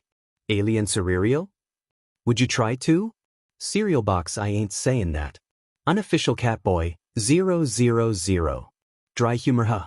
Goblin I would be scared if I was you. No Brainsonly Coffee are those villains? Pikachu yo it's so cool that you can fight them off like that. Like a hero. Gecko fight them. Sunshine whoever they are, I'm sure everything will be alright. Happy face maybe they aren't all that bad. No Brainsonly Coffee you must be very naive to think that people who literally try to hack into someone's account have their best interest in mind. Sunshine I'm just saying that Umbra might be good at protecting himself dash? No Brainsonly Coffee sure. Unofficial Catboy either way, I'm sure they will get what they deserve if they attack Umbra. He will get rid of those villains like a real hero. Dry humor how are there so many hero-loving people on this server even if the author literally criticizes hero society? Dry humor are you all so dumb that you ignore literally half of his videos? Alien Cereal hey. Don't call people dumb for loving heroes. Besides, Umbra seems to be genuinely nice. Dry humor blind if. Unofficial Catboy no swearing in my Christian Minecraft server. Cereal box it's not yours. Alien Cereal it belongs to the god itself. Pikachu e. Alien Cereal aye. Lavender please don't fight. No Brainsonly Coffee we aren't, old man. Pikachu e. Cold who's god? Alien Cereal oh my god. Cold? Pikachu child. Cold I'm pretty sure I'm not. No Brainsonly Coffee cold clearly got a brain freeze. Pikachu I love all of you. No Brainsonly Coffee no. Pikachu, sad face. Alien Cereal aww, I love you too. Pikachu, laughing face. Sunshine I love you too, love carrot. Dry humor EW. Cereal box EW. Alien Cereal and know what? I feel like cereal and dry humor are related somewhat. Alien Cereal I mean, they are both kinda rude. Dry humor I'm just saying the truth. Cereal box I'm just saying the truth. Alien Cereal proves my point. Unofficial Catboy oh boy you said that while Cold is there, how could you? No Brainsonly Coffee I mean, you say that as if he was the worst conspiracy theorist here as if Alien Cereal didn't spend 2 hours trying to convince us aliens are, in fact, real 2 days ago. Alien Cereal well, they are. No Brainsonly Coffee proof? Alien Cereal me. Unofficial Catboy you can't argue with that. Cold? Gecko y'all dumb idiots broke him. No Brainsonly Coffee he's always like that. Cereal box can we just go back to the conversation from before? Unofficial Catboy which one? Cereal box I mean dry humor is right in some way, not saying that I fully agree, but Umbra's videos do appeal to villains as he criticizes the hero society. Cereal box I won't lie, I am actually surprised so many of you love heroes in there considering the fact that he's talking about them in bad light so often. No Brainsonly Coffee I mean he's talking about the bad heroes though. Alien Cereal yeah. There are a lot of good ones. Gecko like All Might. Dry humor all heroes can be awful and none of you would know. Dry humor yet you still praise them like that. Cereal box we don't know Umbra's actual opinion on that. He analyzes heroes? Yes. But is he good? Is he bad? How can any of you decide? Alien Cereal he's very nice though. Pikachu yeah he helped me with my quirk so I can use it better even after I told him I want to be a hero. Someone bad wouldn't do that. No Brainsonly Coffee y'all be talking as if he's not there. No Brainsonly Coffee he can read your messages idiots, ask him yourself. Unofficial Catboy scary. Alien Cereal oh. Cereal box at Umbra voice. Alien Cereal oh. Izuku watched the conversation this entire time, just reading and not actually responding until they tagged him, most likely expecting an answer. And what should he even answer at this point? Well he loved heroes. But his mom did her best to make him dislike them, be it by showing him the wrong things that heroes had done or by forcing him to do things he hated for months after being caught sneaking out to watch hero fights, which left him with some sort of anxiety related to heroes. And he still loved them, really, but he couldn't help this sense of dread that he felt every time he watched them through cameras or looked at the posters in his room. Izuku knew how to ignore it though, hiding it deep down inside himself and not letting it affect how he views the world around him. It was just, how is he supposed to answer that? He was staring at the computer screen thinking about his answer for long enough that the chat went off further with a random topic, but he still felt like they would assume one or the other if he didn't say anything, so he technically had to say something. So, taking a deep breath, he did. Umbra voice, I know that I might be slightly late with my answer, but happy face, I feel like I should clarify something. As much as I appreciate people calling me a hero for helping them with their quirks or helping them by exposing a hero who hurt them and letting them get some justice, I'm not one. And some people call me a villain for calling out those heroes in the first place, which I'm not one either. Let's just say I'm neutral, although I do appreciate what heroes do. I appreciate them a lot. I just don't think that I deserve to be called one, and I don't think that all heroes deserve to actually be called heroes. Some people think that getting a hero license means they can get away with everything, which is what I don't appreciate, but really, who is the villain in this situation?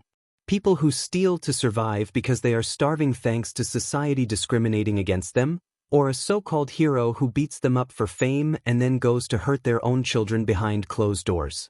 In the end, please don't call me either of those two titles, as both should be given to those who actually deserve it. Izuku finished typing the message and had to reread it a bunch of times, unsure if he should really send it. What if it made people dislike him? Well, technically they knew what the blog was about. He just really hoped that it wouldn't end badly in the end. But why did he feel so weird? Everything in Izuku's life went fairly well, or as well as it could, until about 10 months before the UA entrance exam which he planned to attend. Izuku's following steadily grew bigger and bigger, and even the classes his mom made him go to didn't seem that bad anymore. Despite his mother being unhappy about the idea, he still planned to go try for the UA's entrance exams. He even snuck out almost every night to train, even if his mom definitely would have panicked and had a heart attack if she ever found that out. He knew that he should be able to keep it all a secret from her until he got accepted, and then she wouldn't be able to tell him no. If he got accepted. But then, on that fateful, very unlucky day, everything basically went to shit. In short, a villain almost killed him and he met All Might. Yet, as much as he should probably be happy about getting a chance to meet his idol, this entire meeting left a terribly sour taste in his mouth and a spark of anger in his soul, burning low and filling his lungs with smoke, leaving him numb with every harsh breath he took.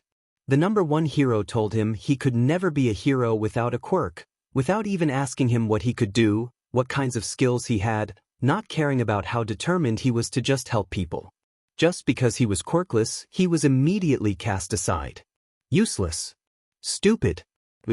Good for nothing. Where was the justice in that? Inko was right, a traitorous part of his mind whispered, venom leaking from every word and staining his heart black. She was right all along. All heroes hide something bad behind them, some are just better at hiding it. Technically, he couldn't really do much about this specific hero. He was the number one after all. Even with his reputation, no one would believe him that All Might was discriminating against quirkless people. Even if they did, they would still not think any less of the man despite that. Even with such popularity and recognition that Umbra Voice had, no one would actually go after All Might no matter what he said. And he didn't want anyone to go after the hero, don't get him wrong. Sure, he was angry, frustrated and sad, but that didn't change the fact that All Might as a hero was a pretty important figure. So even if he might discriminate against quirkless people, he did enough good to outweigh the bad. It didn't matter if he held those unacceptable opinions. Or, at the very least, this was what Izuku kept telling himself to stop himself from making a very bad decision that would change his social status from being neutral to a villain in the eyes of the society in the blink of an eye. Besides, he didn't really need All Might's approval to be a hero, right? He could still try, right? No one could stop him from trying, and no matter how much those words hurt, he couldn't let them get to him too much. Breathe in. Breathe out. He's all right. This is fine. Just keep your head high, you will get through this. This is not fine. When Izuku finally walked through the doors to his apartment, exhausted out of his mind and with his heart still raw and broken, he could feel something different in the air. Suddenly the feeling of unease came over him, raising his heartbeat once again. He did his best to keep his footsteps quiet, wondering what he did wrong and if his mom was really mad right now or not. He was home late, wasn't it? Did he miss a class and this was why there was such tension in the air? Wait, no, his mom actually canceled the sewing classes a day or two before, so there shouldn't be any problem with getting home on time. So why? Entering the living room, he spotted his mom and their eyes locked for half a second as she ran up to him. There was something wrong behind those eyes, and Izuku did not like it one bit. My baby, where were you? I was so worried, especially considering Katsuki got caught up with this such bad villain. Don't you walk home together? Were you alone this entire time? It must have been so scary, Izuku. She looked him over with this pained expression on her face, eyes already watering from stress, which only made the teenager want to hide in his room and never leave, buried under a pile of blankets forever. I'm alright. I had a run-in with the villain too before, but All Might saved me. So I'm fine. I'm okay. This only made his mother cry more, hugging him all the time as if he was going to disappear at any moment, although it felt terribly suffocating for Izuku. And the tension was still present in the air, so he was worried over the next possible topic of their conversation this entire time.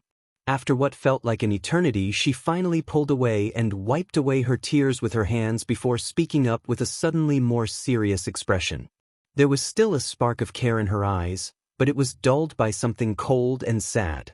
Distant. I have to talk to you about something. Let's sit down, okay?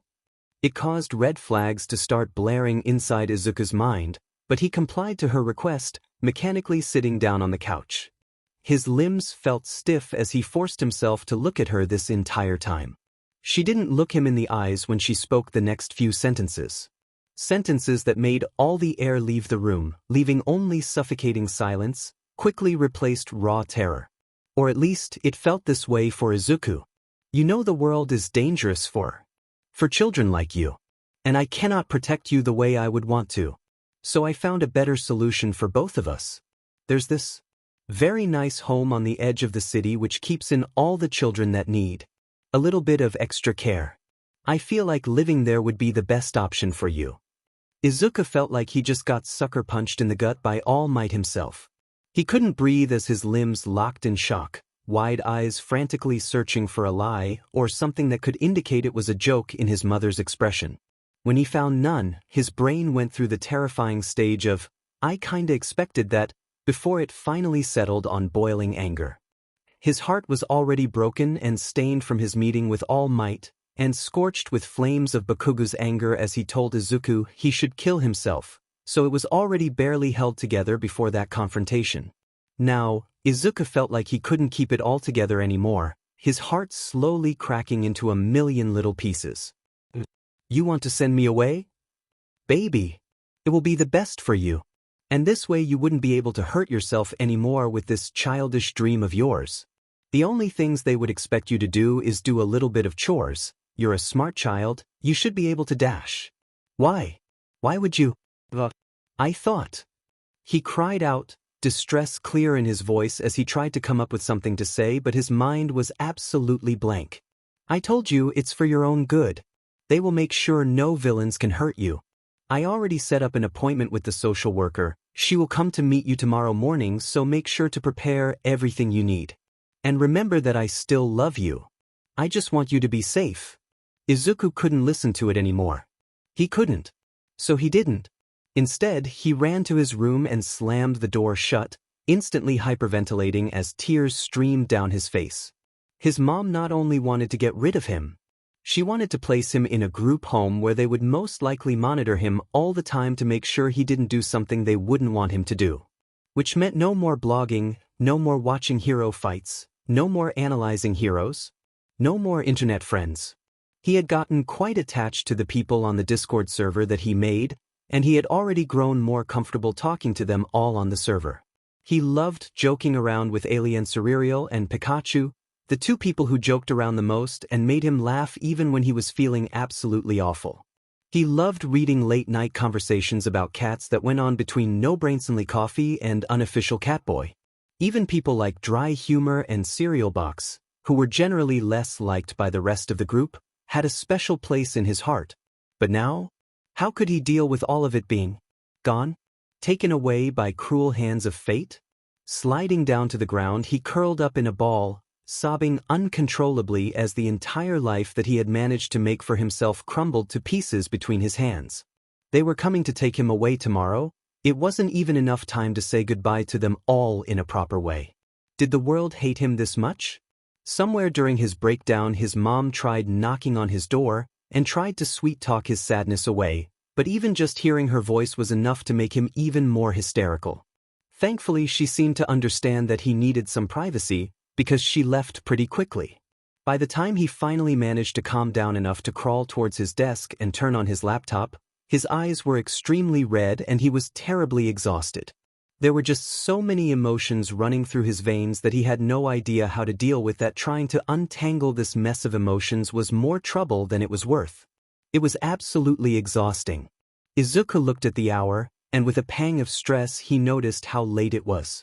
He could hear his mother yell out that she was leaving for work from the other side of the door, and it only confirmed that he spent a really long time crying on the floor. Typical for her too, to leave him like this. She didn't even want to spend the last day with him. She just dropped the absolutely soul-crushing information and instantly left for work. But that was all right. He was all right. He was not, in fact, all right, as his heart was barely held together by a few loose strings, but he could pretend. At least he had the rest of the night to talk to people on his Discord server and think about possible solutions to this new problem. General chat. Umbra voice. Hey everyone.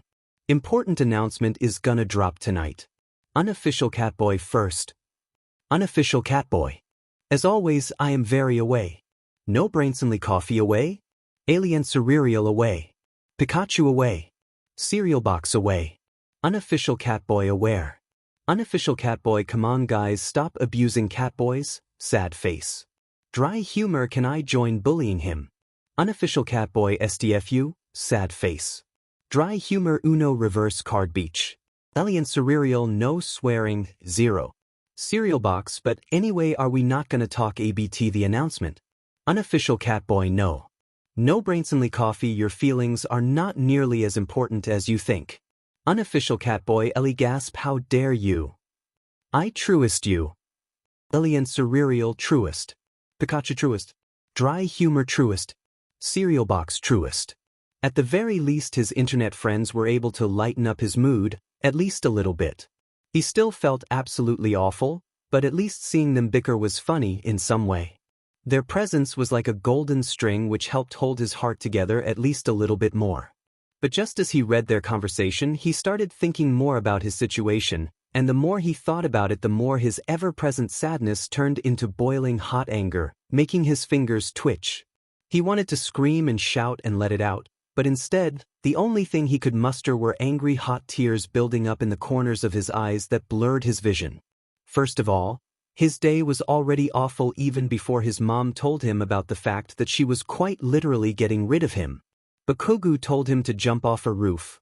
All Might crushed his dreams, and he almost died. But then his mom decided that it was the perfect day to tell him she didn't want him anymore. Sure, she told him that it was for his own safety, but it was no less terrible. He couldn't be a hero anymore.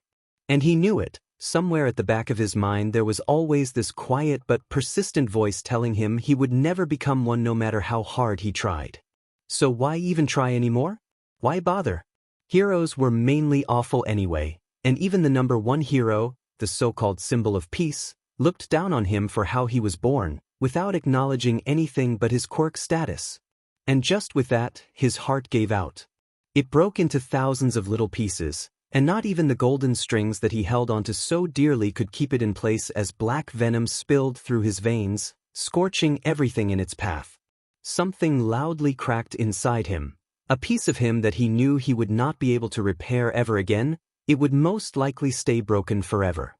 Not that anyone would even try to help him pick up the pieces. If anything, most people were more likely to step on them instead, crushing whatever little pieces were still left into dust. Then, with that came the awful realization that he couldn't stay in that house anymore. And he didn't mean by that sitting obediently until the morning and then actually going where his mom wanted to force him to go. Nope. He needed to run away.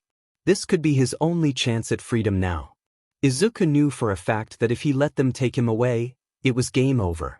His hands shook violently as he picked up the camera and his costume, deciding to make one last video before leaving. It was a terrible idea, he knew, as he was not in the right mental state anymore, but he couldn't leave his community hanging with no information.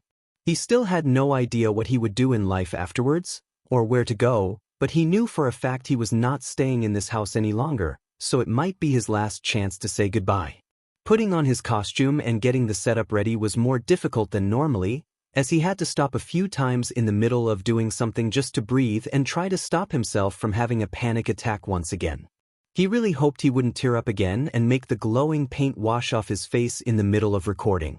When everything was ready, he counted to 10 before turning on the camera and sitting down on his spinning office chair in front of it, absolutely emotionally exhausted.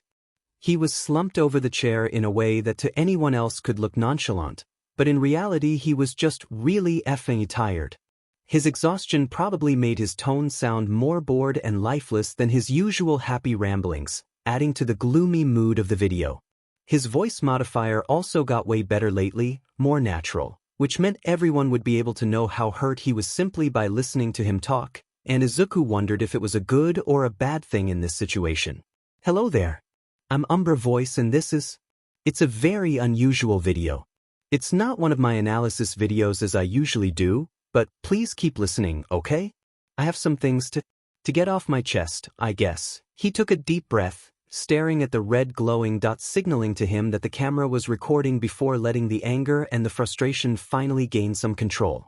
He let his broken heart bleed, invisible venom spilling from his mouth with every word he spoke, with every breath he took.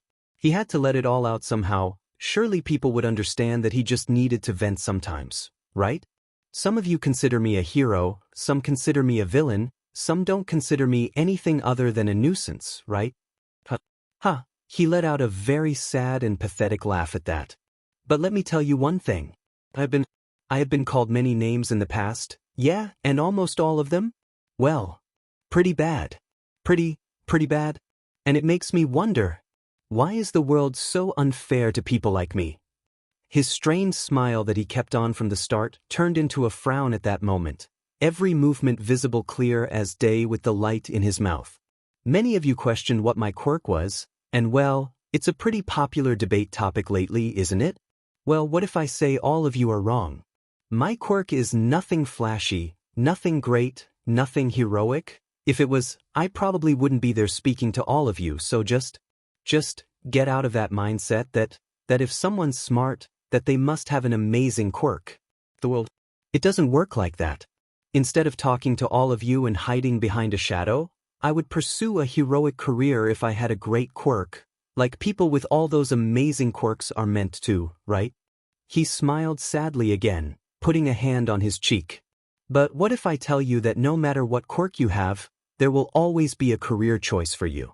Well, for me it's apparently being effing dead. He said that with a smile, but there was so much raw emotion in his voice at that point that most likely everyone could tell that he was cracking on the inside. He was nothing but an empty vessel of a person, all his pain spilling through the cracks and leaving him nothing more than a shell of his old self. No one would actually know the full story as to why, but they would definitely notice how wrong this entire message sounded, how exhausted and tired and hurt he felt. For a society that hates villains, you sure do love creating them. He still kept this tiny smile on his face, although it was more of a pained smile than an actual happy one. So many children are conditioned to think that just because they have the right quirk, they are the best and no one else matters. People let them go around, hurt people, insult them, mix them with the dirt, and yet, no one says a thing because they have a so-called heroic quirk. And people like us? He chuckled humorlessly. People like us pay the price for them. I have been pushed around my entire life, hated by everyone who ever met me, called useless and stupid and all those names that hurt worse than any bruise or cut or burn that guess what, they also gave me those. And what? Because I was born the wrong way. His voice steadily became louder, from barely a whisper at the start, slowly much higher as he poured all his pain into the words he spoke, completely ignoring it whenever his voice cracked and ignoring the tears building at the corners of his eyes once again. But am I useless? Do you guys consider me useless? I analyze heroes so much, I could literally kill any hero if I ever wanted to. And not because of my quirk letting me do that, no. I know every single weakness of any hero that exists. I know how to exploit mistakes support item designers made. I could do so much damage before you could do anything to stop me. And everything I post on this blog? Those are barely scraps from my actual analysis, because I know how dangerous they can be. He knew it was dangerous to say it, but at that moment his logical brain decided to shut off as emotions absolutely took over. Any kind of logic and sense went out the window as the only thing he focused on was getting his pain heard. He was on the verge of another panic attack, and anger rushing through his veins and boiling him from the inside was currently the only thing keeping him from crumbling entirely. I could help everyone so much, tell all the heroes how to improve, get so much information for them, and yet, no one ever let me. Instead, they decided to literally tell me I'm better off dead. And does it sound very heroic to you? Well, that came from a person who literally wants to be a hero. No, he knows he will be one. And I know he will get to UA with his quirk, and I know it for a fact that no one said anything about him tormenting me for years because his quirk is oh so great. He basically yelled out all that with tears streaming down his face, although he was sure no one could actually see them. Maybe they could see the faint shine in the glow of the paint, maybe it could smudge a bit of the paint, but at least they couldn't see the extent of it all. They most likely could, however, hear the pain in his voice, as well as see how his hands trembled. So what's stopping me from becoming a villain?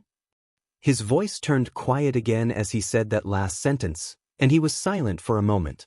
In all honesty, please tell me, what's stopping me from using all the information I have to become a villain? Society already hates me for who I was born as, no matter what I did for years to try to change that. I really tried to help people. But what if I decide to stop trying to be something people so desperately try to stop me from being? And I'm not saying that they try to stop me from being a villain, quite the opposite. They don't want me on the hero's side, so please pray tell, what's stopping me from becoming a villain? Just what? He sat there, completely still, staring at the red dot as if it had answers to all of his questions. But it was silent.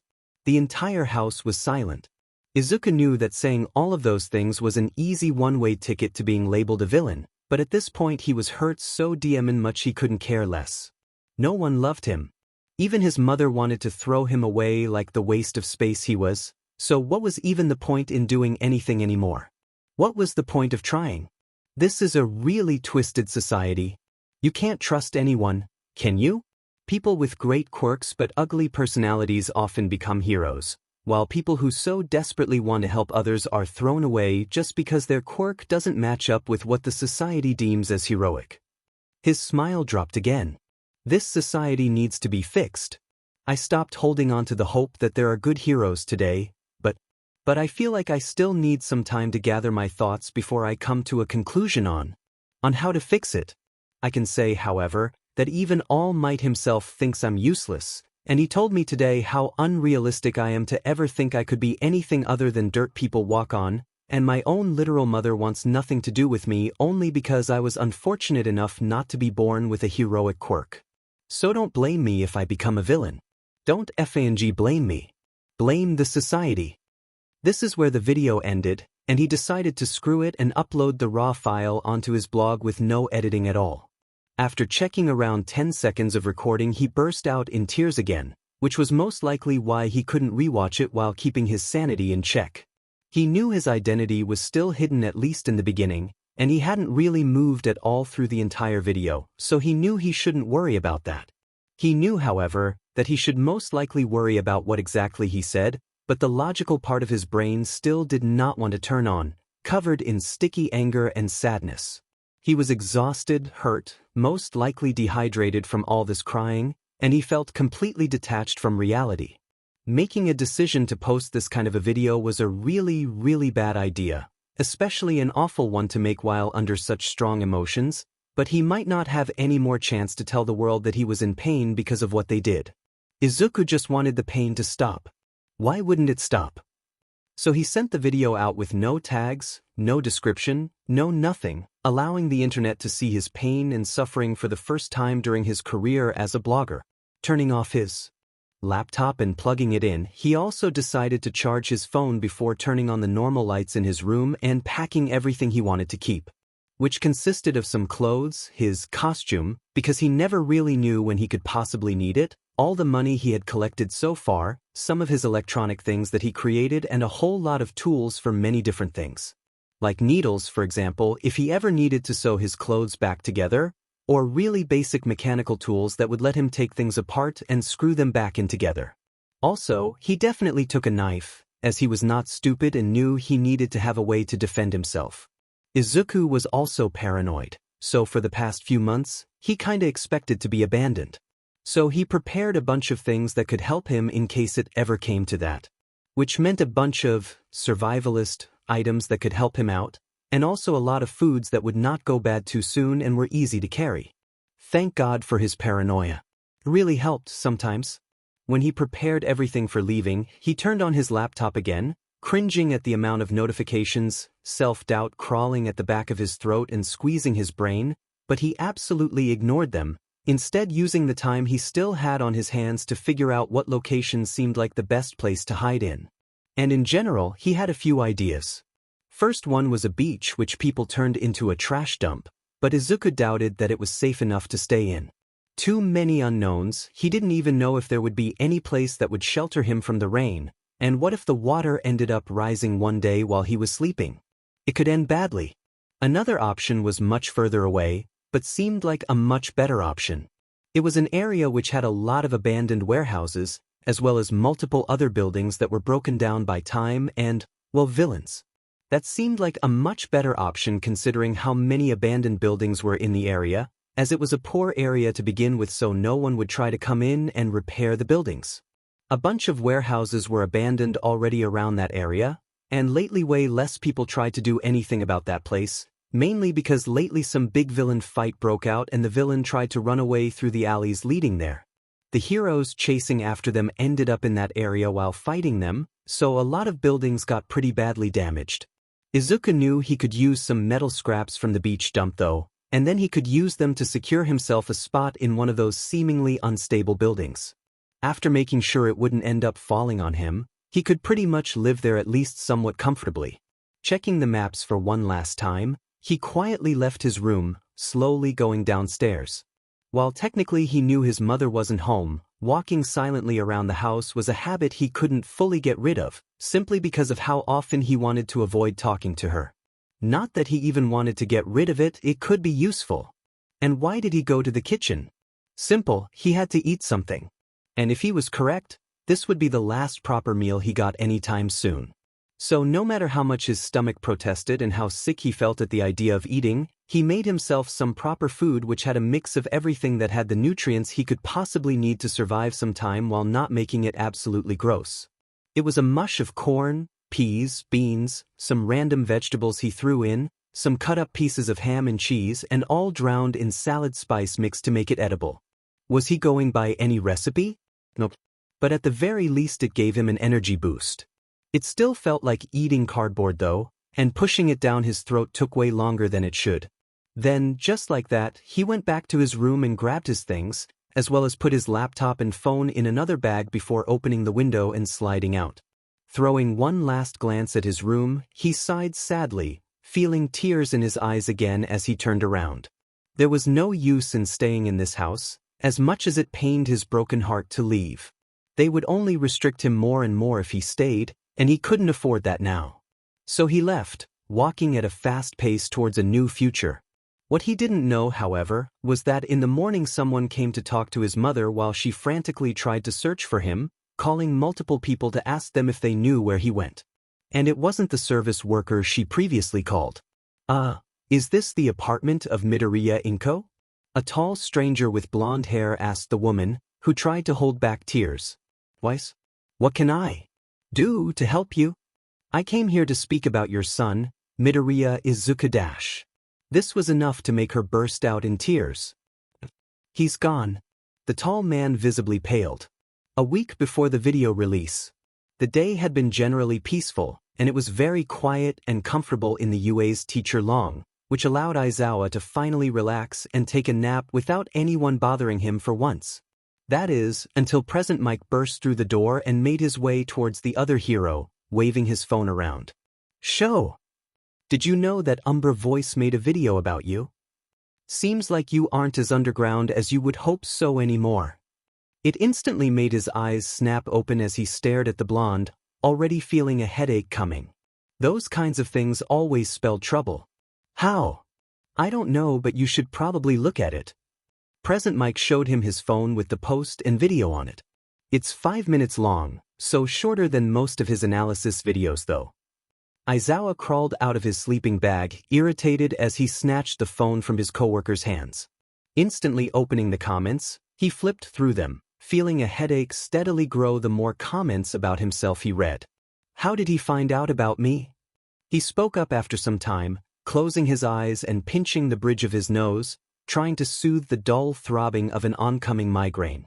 It was dangerous for people to actually know about him now, and even if the analysis was much shorter than most other ones on that blog, that didn't change the fact that there shouldn't be any analysis at all. Any information about him on the internet could end up being dangerous. Present Mike looked at Aizawa with a mix of concern but also maybe slight joy because he considered it funny. Just a little bit. He knew that that man was an underground hero for a reason, but he couldn't help but feel like the video was as harmful as Aizawa could consider it. After all, he was a hero for years, he still had fans, and information on him was out there anyway. A lot of criminals already knew about him simply from exchanging information between each other, or because they fought him once in the past, so Mike didn't see it as that bad. It probably didn't even change too much. Probably. There wasn't even too much information about the hero himself in that video, and it was mostly just tips on how to improve, with almost no weaknesses or personal information leaked. So of course Present Mike didn't think that it was as bad as it looked on the first sight. "I dunno man, internet maybe? But yo, you should watch it, he gave you quite a lot of tips I feel like you should know." Present Mike took his phone back, opening their conversation and sending it to him. "That doesn't make it any better." "I don't trust Umbra Voice at all," Aizawa grumbled out as he opened his eyes again, glaring at the other hero who had already started typing out something on his phone. "I think he does a lot of good things too, you get me?" A lot of heroes started becoming more efficient the moment they listened to his tips.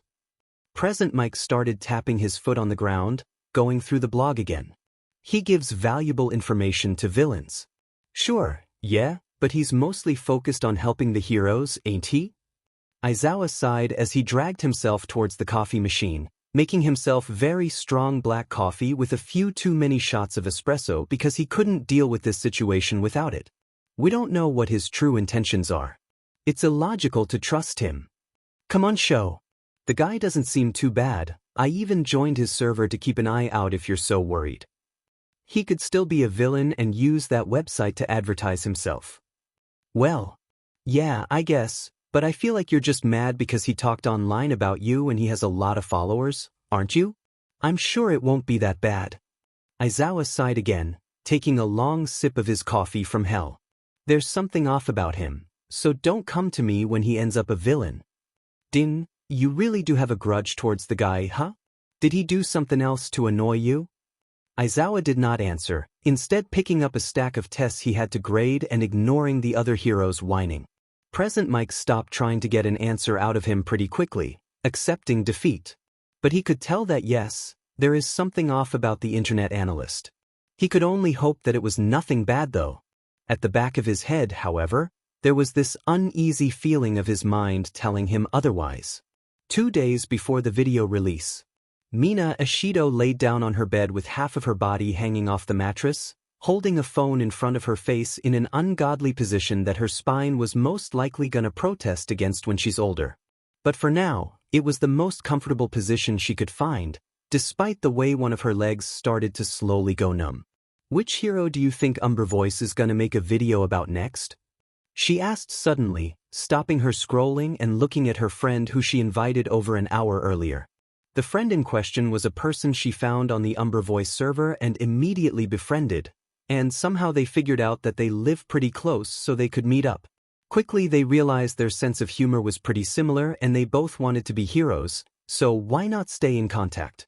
Her friend was the person who went under the name Pikachu on the internet, and he was an electric blonde with a funny and cool personality. His name was Kaminari Denki and they both planned to go to UA, so they bonded over their shared desire to be heroes. The blonde looked up from his own phone, staring at her from an equally awful position as he was sitting upside down in a spinning chair with his legs draped over the back. He took out the charger out of his mouth that he had been using to charge his phone with his quirk so he could answer the question. I feel like he should do Hawk soon. It's impossible that he hasn't done an analysis on him yet. He's one of the most popular heroes around there. Should we ask Umbra to make a video on him, then? I wanna know what he thinks ABT Mr. Chicken Nuggies. Mina then threw a pillow at him, laughing a little, giggles making her pink hair fall on her face. Do not disrespect the greatest heroes under my roof. She yelled out with amusement clear in her voice, obviously joking around. Chicken Nuggies man. Says the Pokemon. Alien. Oh shush. The pillow flew once again, and Kaminari ended up slipping from the chair and falling on the ground with a loud thud, only letting out a quiet, ow, afterwards, which was met with loud laughter. 5 minutes after the video release, the sounds of a pen scratching the paper could be heard as Tsukachi tried to compile all the information he could about the case that had been plaguing him for quite some time. The internet quirk analyst Umbra Voice was a wild card, and the detective honestly had no idea what to do about this entire situation. While the analyst didn't exactly do anything that could be considered entirely illegal, the Hero Commission contacted the police force to try to find out any information they could about him as his influence was getting quite dangerous. He made people complain about heroes more than ever before. He could destroy heroes' ratings with one simple video, and the worst of all is that he gave valuable information about how to exploit the weak points of every hero to villains who could easily use it. There have already been multiple accidents where villains used the information put out into the public by Umbra Voice to try to kill a hero. Thankfully, each time the hero previously saw the video and was able to catch on quickly what was going on, fast enough to stop them. But it was only a matter of time before one hero didn't see the video done about them and it ended badly. Or if they won't know how to cover the weak spot and not succeed in stopping the villains before they got to them. Which is the main reason the police force and the Hero Commission want to stop him from putting all the information out into the public for everyone to see before the guy ended up with charges of helping villains murder heroes. Tsukachi himself didn't know what to think about Umbra. The detective was aware that there was a chance that the analyst had no idea that his analysis was used by villains, but it was very unlikely.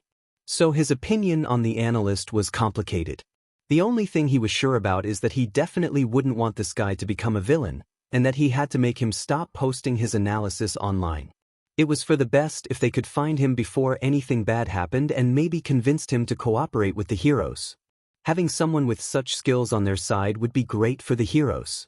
The police force worked together with the Hero Commission on this case, trying to find out Umbra's true identity to approach him with an offer and stop him from posting heroes' weak points on the internet. But so far they came up with nothing.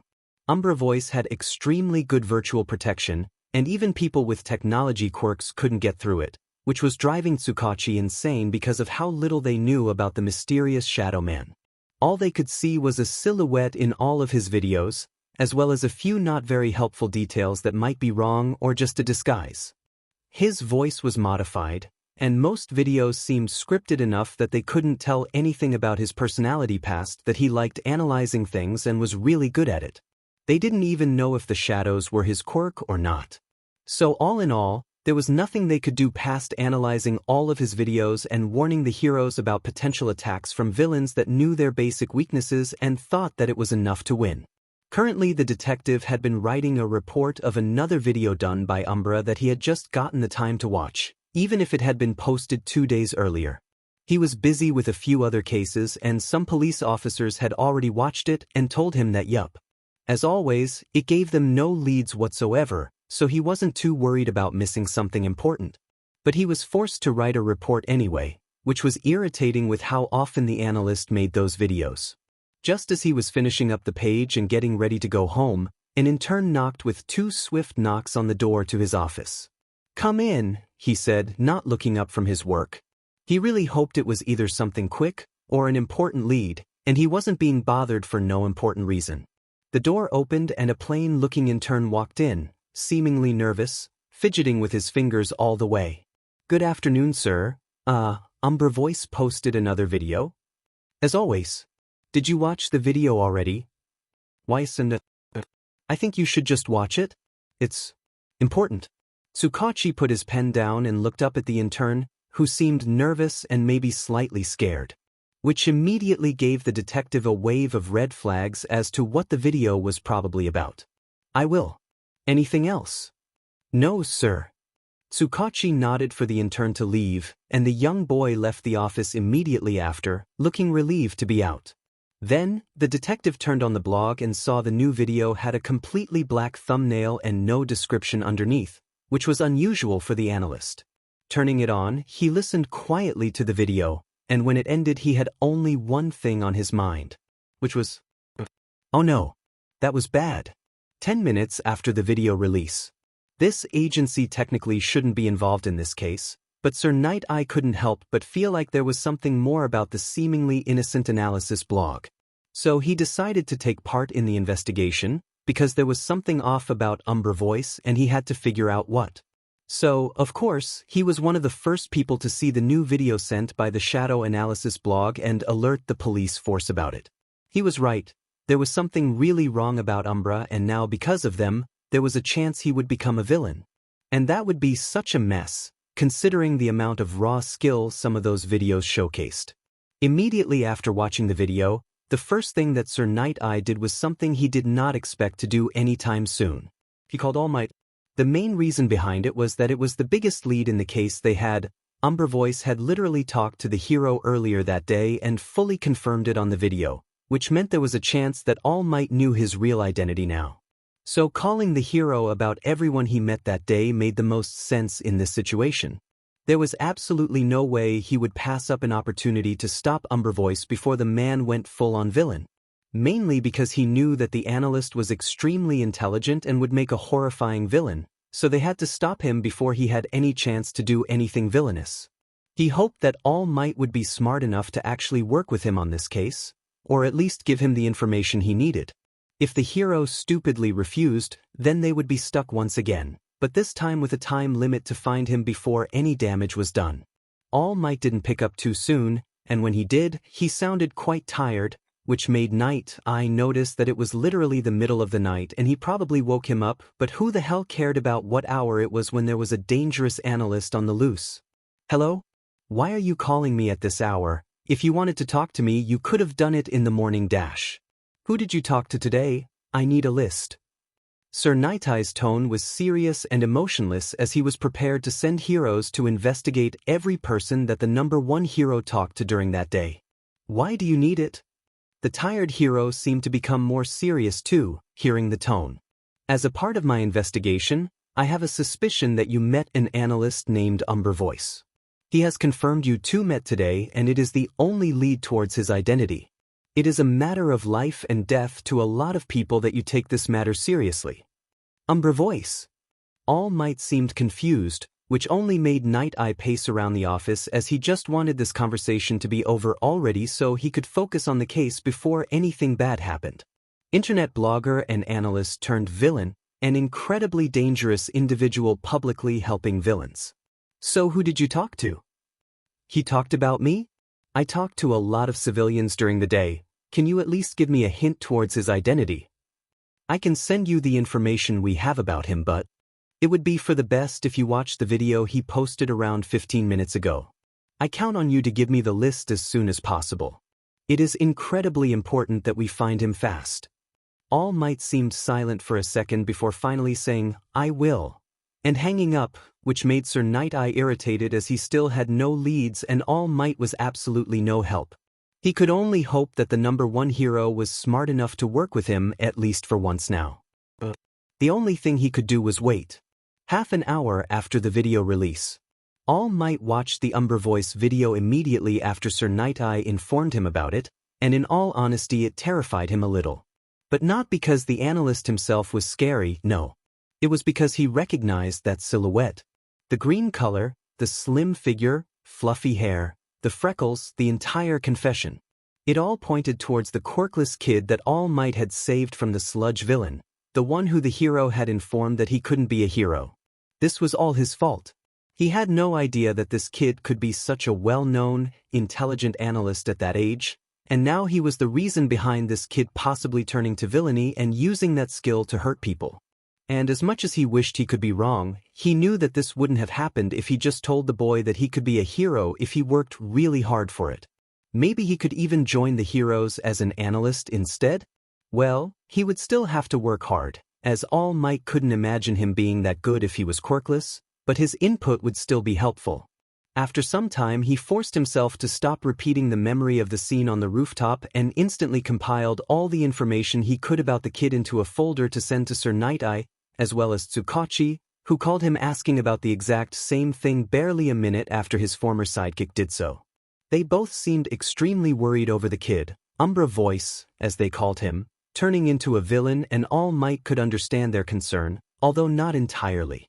Believe it or not, he actually heard about the analyst before, but he never really watched his content. He always believed him to be an adult with an intelligence quirk, not a literal child who was quirkless. He had to repair this situation. Somehow, at least. He actually wanted to give one for all to the kid after he saw him run at the sludge villain like a true hero, but the boy ran off way too fast and All Might couldn't find him afterwards anymore. Then, he decided that it made more sense to go to him in the morning instead of the afternoon, which was most definitely a big mistake. He already knew his name and address as he checked it right after the incident. Why didn't he just go back then? Well, he just never thought that it would all end up this way, but it wasn't a good enough reason. So he decided to fix it all by himself. And yes, the hero was aware that both Sir Night-Eye's agency and Tsukachi and the police force needed the information, and needed it quickly, but he didn't think that this quirkless kid was as dangerous as they say he is. While yes, he might know how to analyze heroes, he might know their basic weaknesses and stuff, aren't they all overreacting? The kid is quirkless and 14. He literally cried when he was told he couldn't be a hero. He wasn't angry or screaming, didn't attack him either. He simply got sad and silently accepted it. That wasn't very villainous behavior. So All Might had decided he would go there in the morning on his own and repair the situation, maybe even give the kid one for all. He won't tell Tsukachi or Sir Night-Eye just yet, because they were all overreacting over something he could possibly fix on his own, and sending heroes or police officers to the poor boy's house would make it harder to convince the kid to become a hero. Eventually, if the boy wouldn't cooperate, he would send him over to the police station so they could take care of the entire dangerous analyst thing, even if the hero thought that they shouldn't react so harshly to a 14-year-old child. That he doubted that he would be able to sleep through the night though. An hour after the video release, a villain had been sitting in a dimly lit bar, with the Umbra Voice video quietly playing on repeat on a lit-up phone that was laying on the shiny bar table. He was grinning behind the severed hand that was covering his face, pleased with how things were turning out in their favor. "Kurogyri, can we go get him now?" Shigaraki spoke, still staring at the looped video with maniacal glint in his eyes. He wanted to get his hands on their new analyst soon. "I'm afraid that we cannot do that at the current moment." "Why not?" The pale villain raised his voice, annoyed already, not used to being told no. "We cannot obtain his current location, and he needs to come to us on his own terms if we want him to cooperate." Kurogyri answered calmly, cleaning a glass behind the bar. "Do you want me to try to contact him now?" "Whatever. Just make sure he works with us." Shigaraki grumbled out, scratching his neck with one hand, using the other one to pick up the phone with his pinky finger raised. Kurogyri nodded, taking out his own phone and immediately going into contacts. If everything goes right, Umbra Voice might reconsider accepting the business offer, especially considering what he had said about becoming a villain. Turning on the contact tab, Kurogyri clicked on Umbra Voice and sent a message. In the meantime, Shigaraki stared at the video as it repeated once again, grinning maniacally. "It seems like luck is on our side for once." He chuckled, stopping the video on an image that perfectly showed the emotional instability of the quirk analyst, a scowl on his face and tears smudging the glowing green paint. Soon, Izuku breathed slowly in the cold night air, staring at the colorful city lights glowing below him, blinking at him as if he was their friend. He could see a lot of the city from his position on the roof of a really high building, and he was too high for anyone to see him from down there. It would be such a nice sight if the boy wasn't absolutely terrified and filled to the brim with adrenaline at the moment, anxious energy buzzing in his veins making him all shaky. Next to him, there was an antenna sticking upwards pointing towards the sky as well as an open metal box with wires sticking out of it, and Izuku sat cross-legged right next to it, with his laptop laying open on his. The device was currently plugged into some of the cables laying around, slowly downloading data and changing the configuration of the antenna that it was connected to, as well as anything from the building connected to it. It has already been 2 weeks since Izuku sent the unfortunate emotion-driven video out into the world, and he could see the impact it has had even without checking his own social media.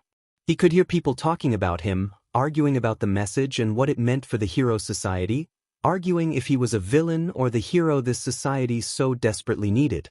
Every time he looked at any TV screen playing in shops, bars, literally anywhere, he could hear and see how the news media made him look like a terrible villain. And he could understand why, and after rewatching his last video he swore he regretted ever uploading it to his blog. But he doesn't feel entirely bad about it. Or at the very least, not as bad as he probably should. The thing that hurt him the most, much more than any insults thrown at him by the media, was that he lost so many internet friends in the process of becoming a villain. People like No Brainsonly Coffee, Pikachu and Alien Cereal started becoming more distant, clearly uncomfortable with the situation, not knowing how to process it. Sunshine went completely silent, and Unofficial Catboy left the server entirely, cutting off all connections to the server out of fear of being associated with a villain group. The only people which seemed to not get affected by it at all, even seemingly pleased with the turn of events, were Cereal Box, Dry Humor and Lavender, who all became way more active and constantly started fights in the server protecting him from whoever joined in just to hate on him or play internet police. Well, it was mostly Cereal Box and Dry Humor who were starting all the fights, and Lavender was the one actually stopping them from yelling at each other too much, but it was clear he was on their side. Which made Izuku think they might be villains. Not that he really minded, he was considered a villain too, after all, felt weird. There was also Gecko, who said he still supported Izuku as an analyst and would follow him till death, which, as much as it was flattering really, it freaked him out a bit. Wasn't following a possible villain till death a bad idea? Or in general, promising to die for someone just because you like their ideas? It felt really weird. During those weeks, all villains that ever watched him seemed to crawl out of the shadows and send him messages asking if he would want to join them, which made Izuku's skin crawl with anxiety and unease, strangling him from the inside whenever he looked at his inbox full of messages he never opened. He didn't really want to work with them, and all he wanted to do in this situation was just yell at them all to leave him alone, but he knew that they were all too dangerous to act on impulse like this and reject all connections to the underground world. Being reckless could cost him his life, and he was aware of that. He already was reckless once, and see where it ended for him? He shouldn't make the same mistake twice. Although, Izuku did not have enough money to survive for too long in the abandoned building he picked as his new home, so working with villains at some point was probably the only option left for him.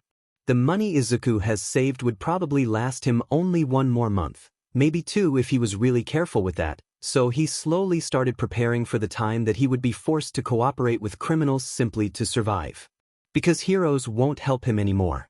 They already see him as nothing more than a villain, and now, having a normal life will never be possible for him anymore. A pop-up notification appeared on his laptop screen, showing that the new configuration was done, and the green-haired boy quickly went back to work on his new project.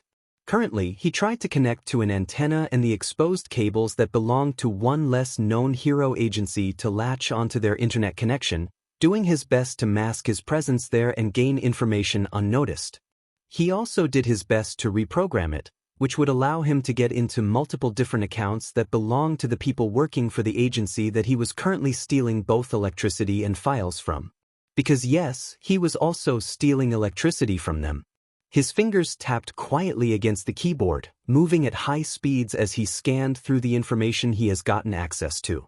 A lot of accounts were password protected, but he managed to crack down the password to one of the main accounts, and apparently a lot of them used the exact same password, allowing him to quickly move through them with no problems. Copying all the files he could, he put them inside a protected folder in his laptop before erasing any traces he could have possibly left, disconnecting from all the servers and unplugging the laptop from the cables. He quickly shoved them back into the metal box they were in previously, using a screwdriver to lock it back up before closing his laptop, putting it in his backpack and walking towards the edge of the building facing a dark alley. Dangerous, his mind screamed. Someone could see you from down there if you spend too much time standing on the edge. But he ignored it as he quietly made his way about halfway down using a fire escape, before jumping onto another, much smaller roof of a nearby building. His feet slipped a bit as he landed, forcing him to have to dig his fingers into the dirty concrete-like surface of the building, scratching his fingers even through the thin gloves he wore. He bit back a hiss at that, getting up and immediately sprinting away from the hero agency because as much as daylight heroes might not be up at 3 in the morning making sure there wasn't anyone suspicious running around the building, he would rather not deal with anyone in case they actually were out there. The one he currently picked counted more on their alarm systems, that were in Izuku's opinion way too easy to disable, than actual guards, and they were less known so of course their security wasn't as good as in some other places. That didn't change the rush of adrenaline the boy felt when he did his best to get away from invisible threats his mind came up with, sticking around only for about an hour before finally disappearing into the shadows, thankfully entirely unnoticed. Half an hour later, he entered the building that he came to call his new home ever since he ran away. It was an abandoned hotel, which had been damaged pretty badly by flames that destroyed most of the building, completely charred black in a few places. Izuku could still smell the smoke and ash from that fire, even if it had happened a long time ago, but he learned to accept it. The building, however, had a hidden basement which was probably some sort of a storage room, and the teenager was extremely lucky that he found the door to it while clearing some of the rubble around the broken-down building searching for anything useful. The basement storage room had enough space to hold his things, and it was clearly still in a very good shape, with all the metal foundations still intact, keeping it stable. And there were spare items still inside that did not get stolen yet, which meant that no one was able to find the basement before Izuku, probably because no one felt the need to dig in the rubble of a broken-down wall in some random burnt abandoned hotel. Things in the boxes mostly consisted of soap, towels, spare sheets, toilet paper and stuff like that, generic hotel service items. It still meant a lot for Izuku, as he definitely is going to use all of the free soap and sheets. The sheets and blankets were actually literal gold in his eyes, as there was no way he could heat up the room normally when he was literally living in the basement with no windows. Using fire to keep himself warm would probably kill him pretty quickly. So, having a bunch of blankets to bury himself under when the night was especially cold was a very good thing. Of course, Izuku knew that if he left the door visible it wouldn't take long before someone stumbled across his little hideout and decided to steal his things when he wasn't looking. So he did his best to hide the door and got a few locks just in case. After he entered his house, he locked the door behind him, using a flashlight to light up the room because sadly he did not have any electricity down there, past 2 stolen generators that he used to plug in his laptop and phone every time he needed energy and couldn't steal it from a different place. How did he even steal 2 portable generators? Well, let's just say, some employee was getting fired that day. Walking down the steep stairs, he went towards his small desk and turned on a lamp. That was probably the only thing constantly plugged into the generator. Sliding down the hood that covered his head, he ran a hand through his hair trying to untangle it a bit before pulling down the black mask he kept on every time he went outside as well, so he wouldn't get recognized that fast. Izuku took a deep breath trying to calm his anxiety-filled mind, trying to stop his hands from shaking.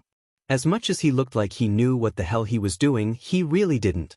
He was absolutely terrified, constantly afraid that someone would find him and looking around as if someone was going to pop out of the shadows at any moment, be it heroes or villains, and he didn't even know which one was worse in his situation. Oh, and he was also paranoid that he would get murdered in his sleep by a random criminal who just wanted to steal his things and couldn't care less about him being a popular analyst. or that he would get sick and there would be no one to help him, or that the building would collapse on top of him and trap him inside. All in all, he was a living ball of anxiety all the time, but he was determined to make it all work out in the end, determined to survive. The survival instinct was probably the only thing keeping him going. Izuku opened his laptop again, then he quickly distracted himself from his fear by scanning through the files that he copied. Most of them were about some criminals the heroes working at the agency had arrested, which didn't interest Izuku in the slightest, but then there were some about heroes which he filed out for later and moved to another folder for safekeeping.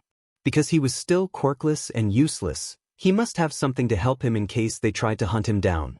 So his collection of information on heroes grew each day as he came up with many different ways to escape or immobilize any hero that ever tried to go after him.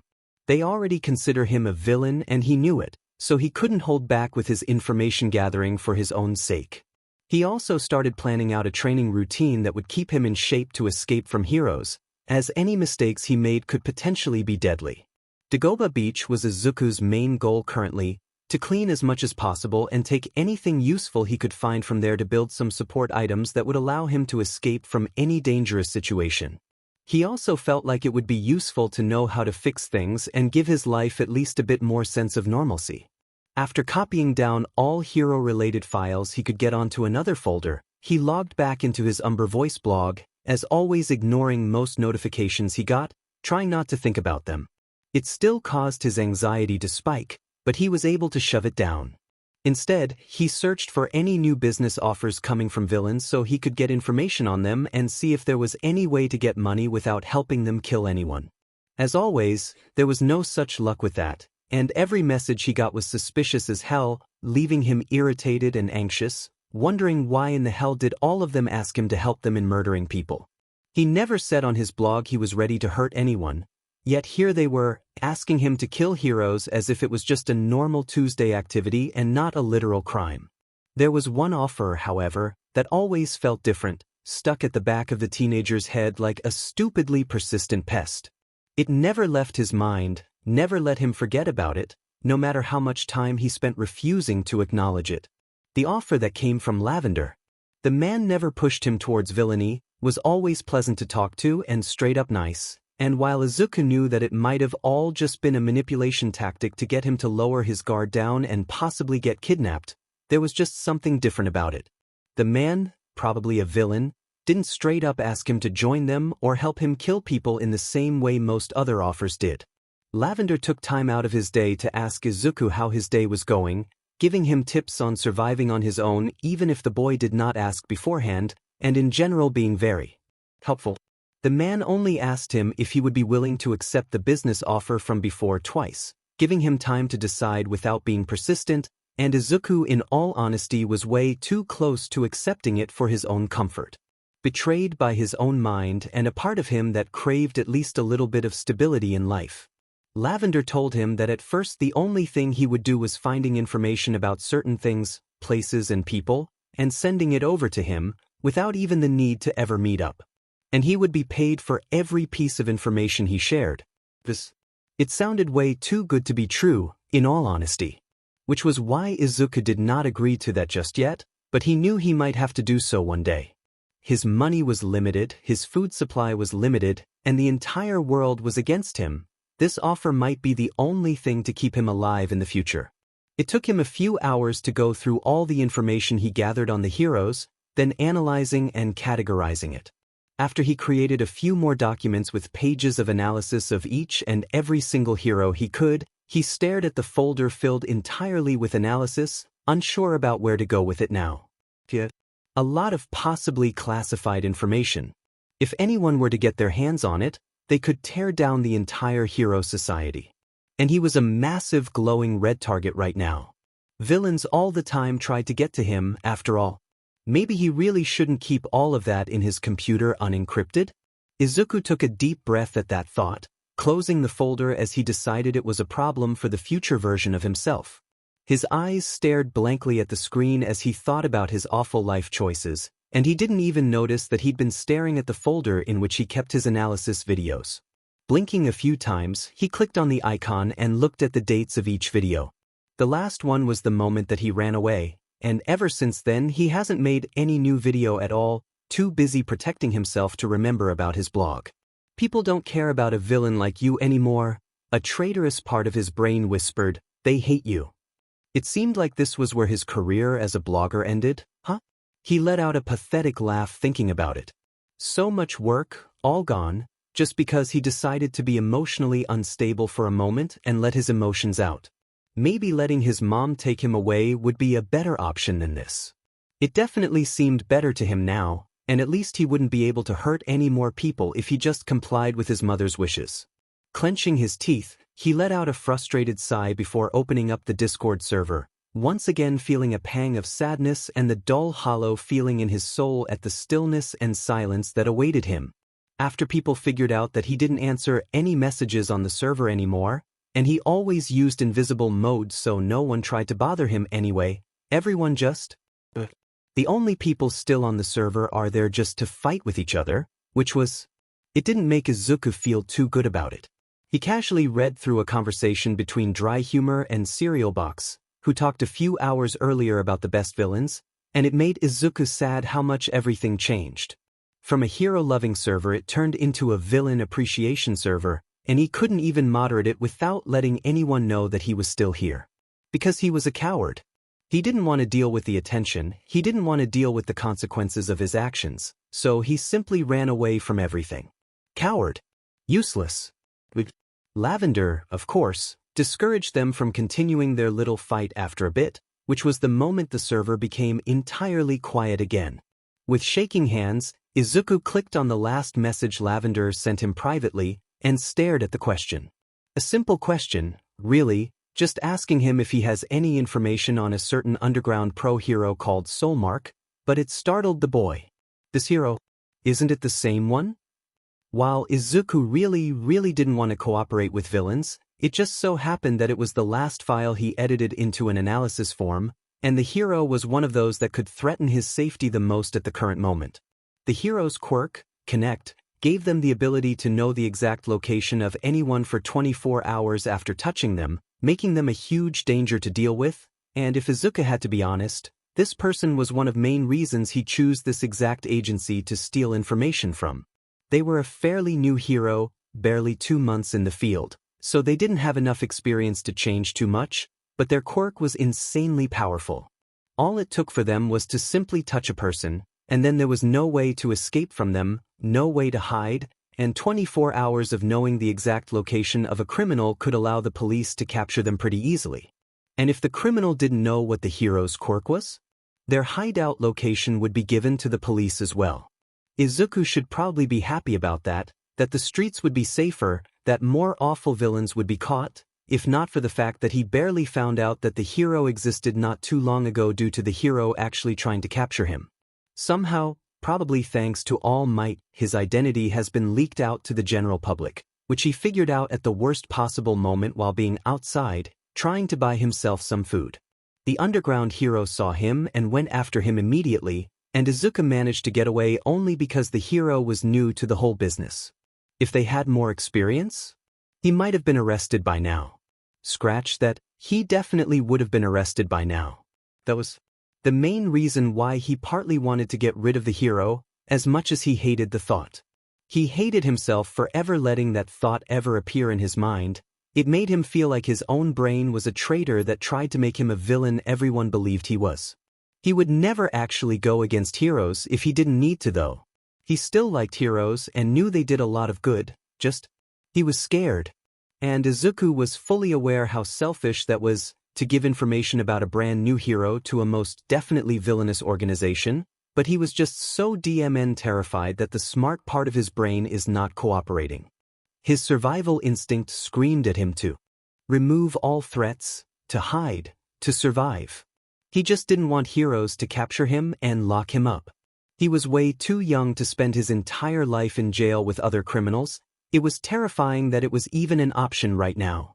So he might have been selfish by doing that, but being selfish might have been the only way he could possibly survive right now. And survival was his top priority, as much as it made him sick to his stomach to think about what he had to do to ensure his safety.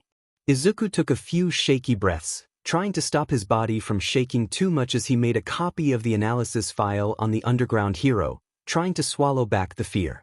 A strong sense of dread followed him, sticking to his throat and stuffing his lungs with cotton as he uploaded the copy into the messenger app he used for talking to people privately, currently opened on conversation with Lavender. His mouse hovered over the send button as he braced himself to actually send it, before stopping and looking up at the cracked ceiling, barely able to keep himself from panicking. God, what the hell was he even doing? No one answered him as he focused more on slowly following the cracks with his eyes, counting the broken lines. Broken just like his heart and soul. He thought as he finally pushed down the send button, knowing he would definitely regret it later. He was simply surviving. For the next few hours Izuku ignored both his phone and the laptop, refusing to do as much as look at it. The moment that horrifying send button was pressed, the choice had been made, and he instantly regretted it. He regretted it before it even went through, but he was too scared, frozen in place to stop it from sending. It was too late to go back afterwards. Lavender thanked him, keeping everything as neutral as possible, and asked him where he should send him money in exchange for information. Izuku did not answer. Sometime later, the stranger asked him if he would be willing to cooperate further. Izuku did not answer that either. All following messages that appeared in his inbox were ignored, as Izuku tried hard not to feel sick about what he had just done.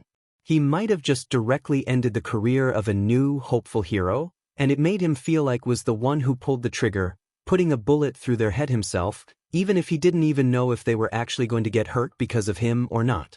The stranger that interacted with him for the past few months convinced him to accept villainy as an option and didn't mind everyone calling him a villain, of course must just be a hero fanatic and not actually want to kill them, right? Definitely.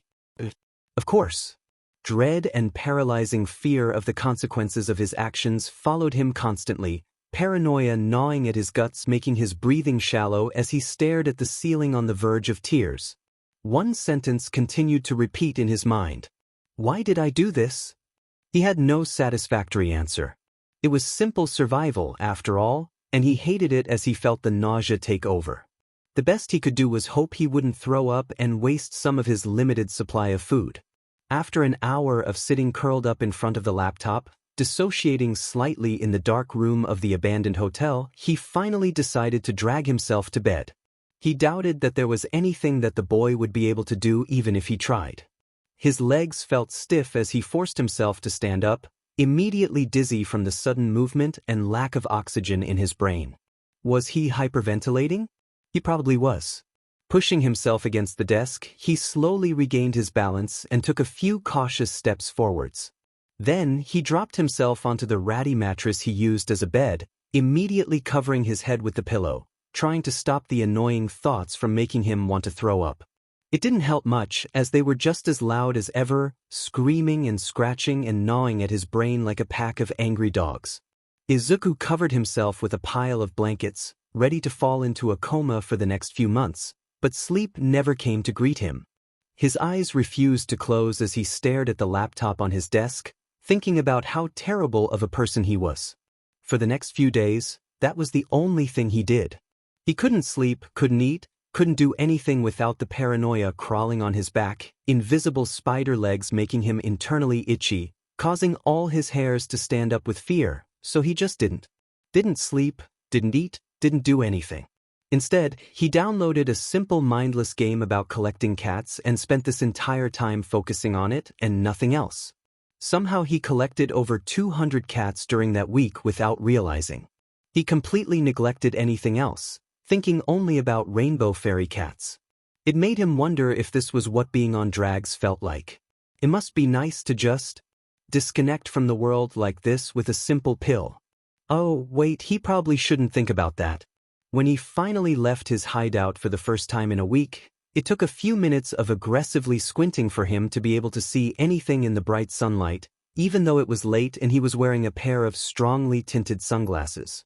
He left the building wearing a black hoodie and black pants, as well as a white mask covering the lower part of his face so he wouldn't get recognized that easily. His fluffy hair was covered by a hood, and a pair of sunglasses covered his eyes, making it impossible to see his eye color. It was meant to be used both to soothe the pulsating pain behind his eyes as well as a safety measure, but the migraines sadly did not stop. On his back, there was a black backpack which he placed his laptop and some other essential items in, as he had left the safety of his little shelter for a reason. Walking around, he avoided crowds as best as he could, making his way over to a less popular, tiny restaurant. His body was absolutely exhausted and malnourished after a week of eating barely anything, so he had to eat something proper for once. He had forced himself to swallow some dry bread and tasteless canned soup every so often so that he didn't just die, but that wasn't much. He also nearly threw it up afterwards after each meal. He just couldn't eat anything without thinking about the invisible blood on his hands, which immediately caused a wave of nausea to hit him and drag him under. The need to vomit was just as strong every time. It didn't help whatsoever that everything he ate tasted like cardboard. So he decided that now that he felt a bit better, he could treat himself at least once. It couldn't hurt him too much as long as he didn't make it a habit, and he had no plans of doing so. He didn't even deserve it. The person behind the counter looked at his outfit suspiciously as he ordered something cheap and nutritious, but he didn't fully register their gaze as he barely held himself together, trying to look innocent and stop his hands from shaking.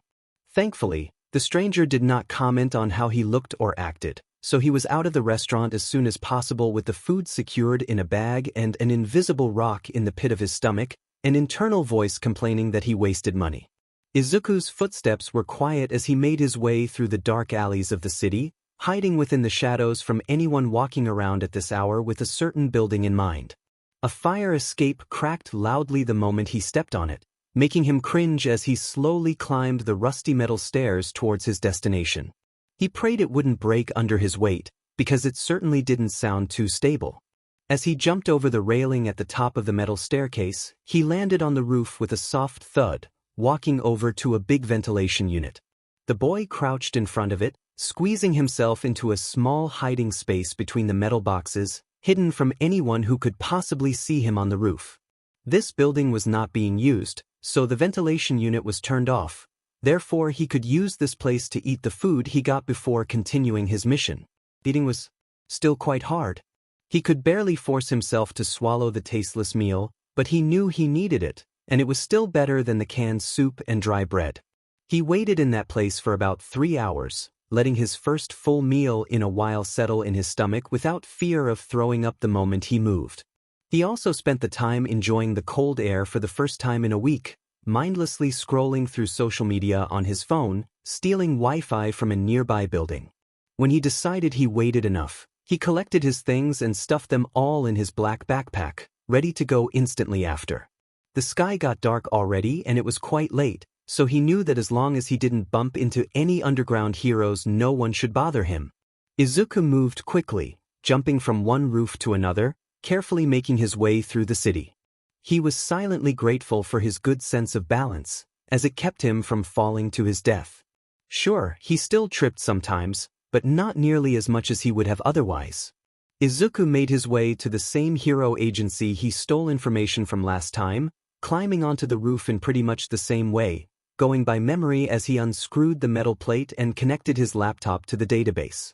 Getting into hero accounts for the second time was easier and faster, and surprisingly no one had changed the passwords yet, allowing him to go through the new files.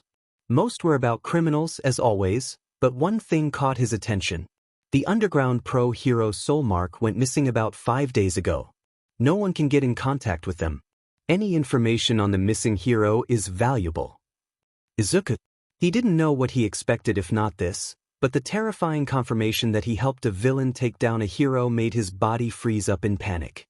His stomach twisted, and it immediately wanted to get rid of whatever little food he had today. Nausea and panic immediately took over as he hastily disconnected from the servers, ripping off the cables and shoving them all back in the metal box, slamming it closed with a loud bang. He cringed a bit at the noise, even if it was hard to hear over the panicked buzzing in his brain. He quickly threw all of his things back into the backpack, then decided to escape this place as fast as possible. He quickly ran towards the edge of the building before jumping onto another roof, scrambling to get away from the place of his crime, before anyone came out to check the noise, and before he couldn't run anymore, frozen by the blinding fear he felt in that moment. His breathing was uneven and shaky, and he frantically looked around for a place to hide while running. He quickly spotted a nice shelf between two buildings, which looked perfect for what he needed at the moment.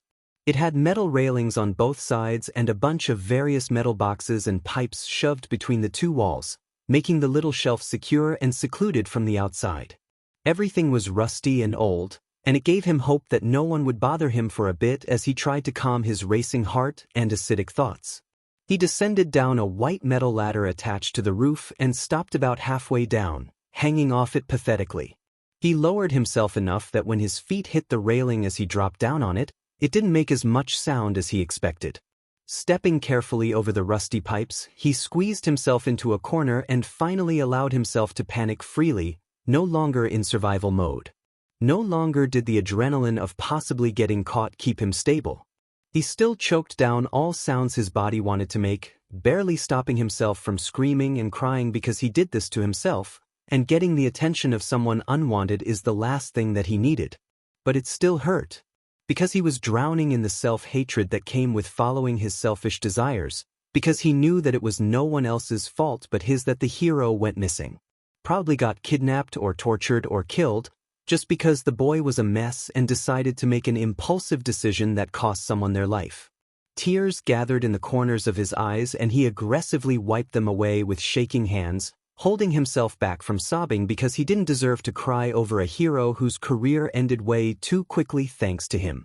His hands were curled into fists, tense and shaking as he felt his nails dig into his skin, but there was nothing he could do about it now.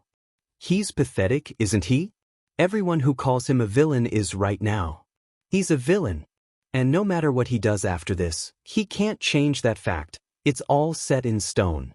Breathing was getting harder with each gulp of air he barely managed to push into his lungs. Anxiety crawled up his back, whispering insults and the worst-case scenario assumptions to him as he spiraled, hundreds of tiny angry voices screaming at him. From every side. His lungs burned from lack of air, but he couldn't do anything past wait and pray to survive it. He truly felt like he was dying. After what felt like an eternity, Izuku's breathing finally evened out on its own, and eventually he was able to get up on shaky legs, ready to continue his journey back to his small hideout. He planned to do something else today, but he didn't think he could do it anymore. Not today, at least. He swallowed, uncomfortable with how dry his mouth felt after crying so much. He was probably dehydrated. He walked over to the railings on wobbly legs, then hauled himself over the metal barrier, standing over the edge and ignoring the small voice whispering to him to just take another step. It would be so easy. There was a small staircase on the building right in front of him, so he prepared himself before taking a leap. His fingers dug into the metal mesh of the fire escape as he latched onto the platform, shaking terribly as he managed to crawl onto it with a bit of struggling.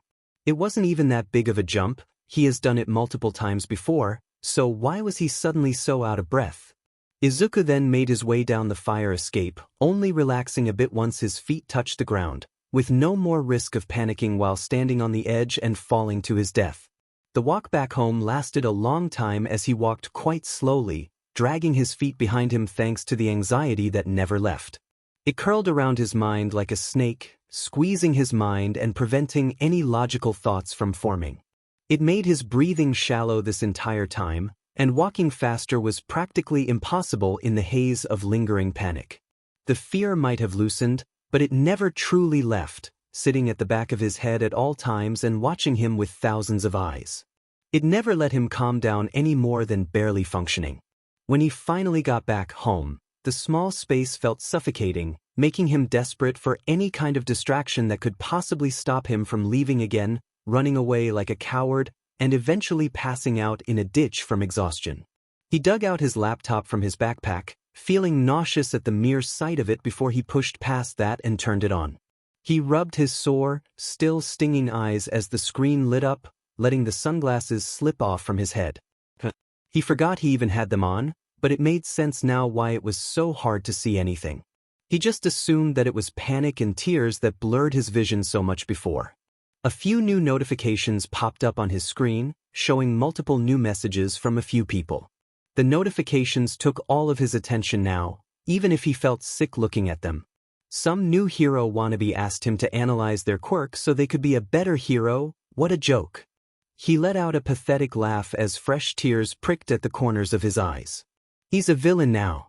A hero wannabe is asking a villain to help. Although, even if he felt awful and like a villain now, he wanted a distraction, right? So he latched onto the opportunity to just not think about the guilt dragging him down, focusing purely on the new task at hand. Typing away, he compiled all the info the person had given him, creating a new file which ended up 20 pages long before there was nothing else to write anymore, leaving him feeling empty and dissatisfied. While typing, he felt a slight spark of excitement for the first time in weeks, but it quickly died down as he finished way too quickly, making him feel terrible once again, even as he sent the file over to the person and turned off the app. For a second, he felt as if he was back at home, answering questions from his fans, helping people use their quirks better and innocently analyzing heroes. Not sitting in an abandoned hotel's basement storage, sending out information to villains on how to take down heroes they don't like. He really needed a better distraction. Opening his Discord server, he saw another argument about heroes had stopped barely an hour ago, and some people were still online, so he decided that screw it.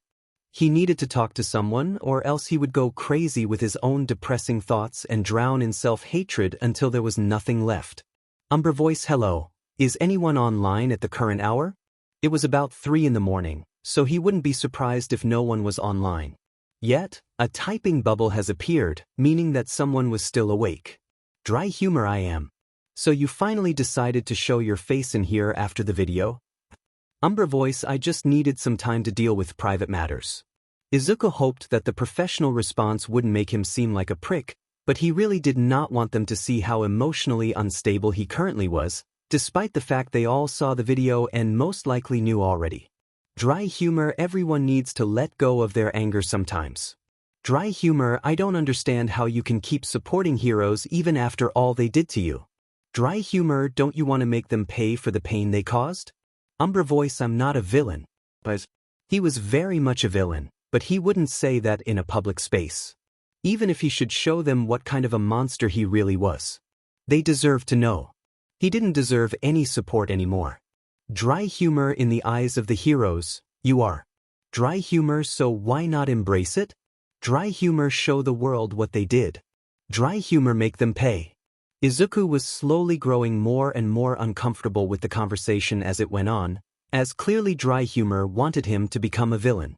It made his skin crawl with anxiety, but the validation of his struggles made him feel better, leaving him with a confusing mix of emotions he did not know how to deal with. Umbra voice, I don't want to be a villain. Dry humor, keep lying to yourself, I know you want to destroy them. Dry humor, you might not realize it yet. Dry humor, but when you do, contact me. He was definitely not contacting dry humor anytime soon. This entire conversation gave him the creeps, and he did not enjoy it in the slightest. Cereal box, yo, creep, stop being a weirdo. Cereal box, go back to playing Minecraft instead of saying shit like this in public. Dry humor, you literally have the same opinion as me. Cereal box, yeah, but I'm not shoving it down the throat of a person who could probably F me up if he wanted to, just saying.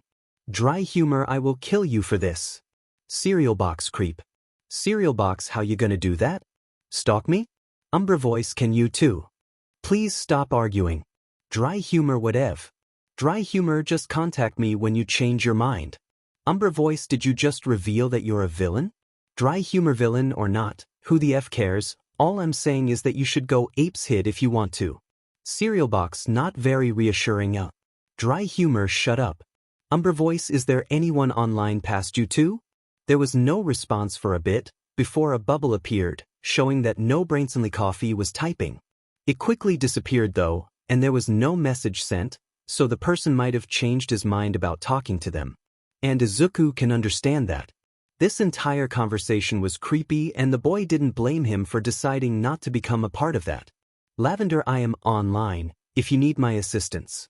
But Lavender was probably the last person that Izuku wanted to talk to, considering that this man was the main reason behind the crippling anxiety that followed him around for the past week. Cereal box, no one requires your assistance, old man. Lavender, could you please refrain from calling me an old man? Lavender, either way, Umbra voice, if I might ask, what was the reason behind your silence?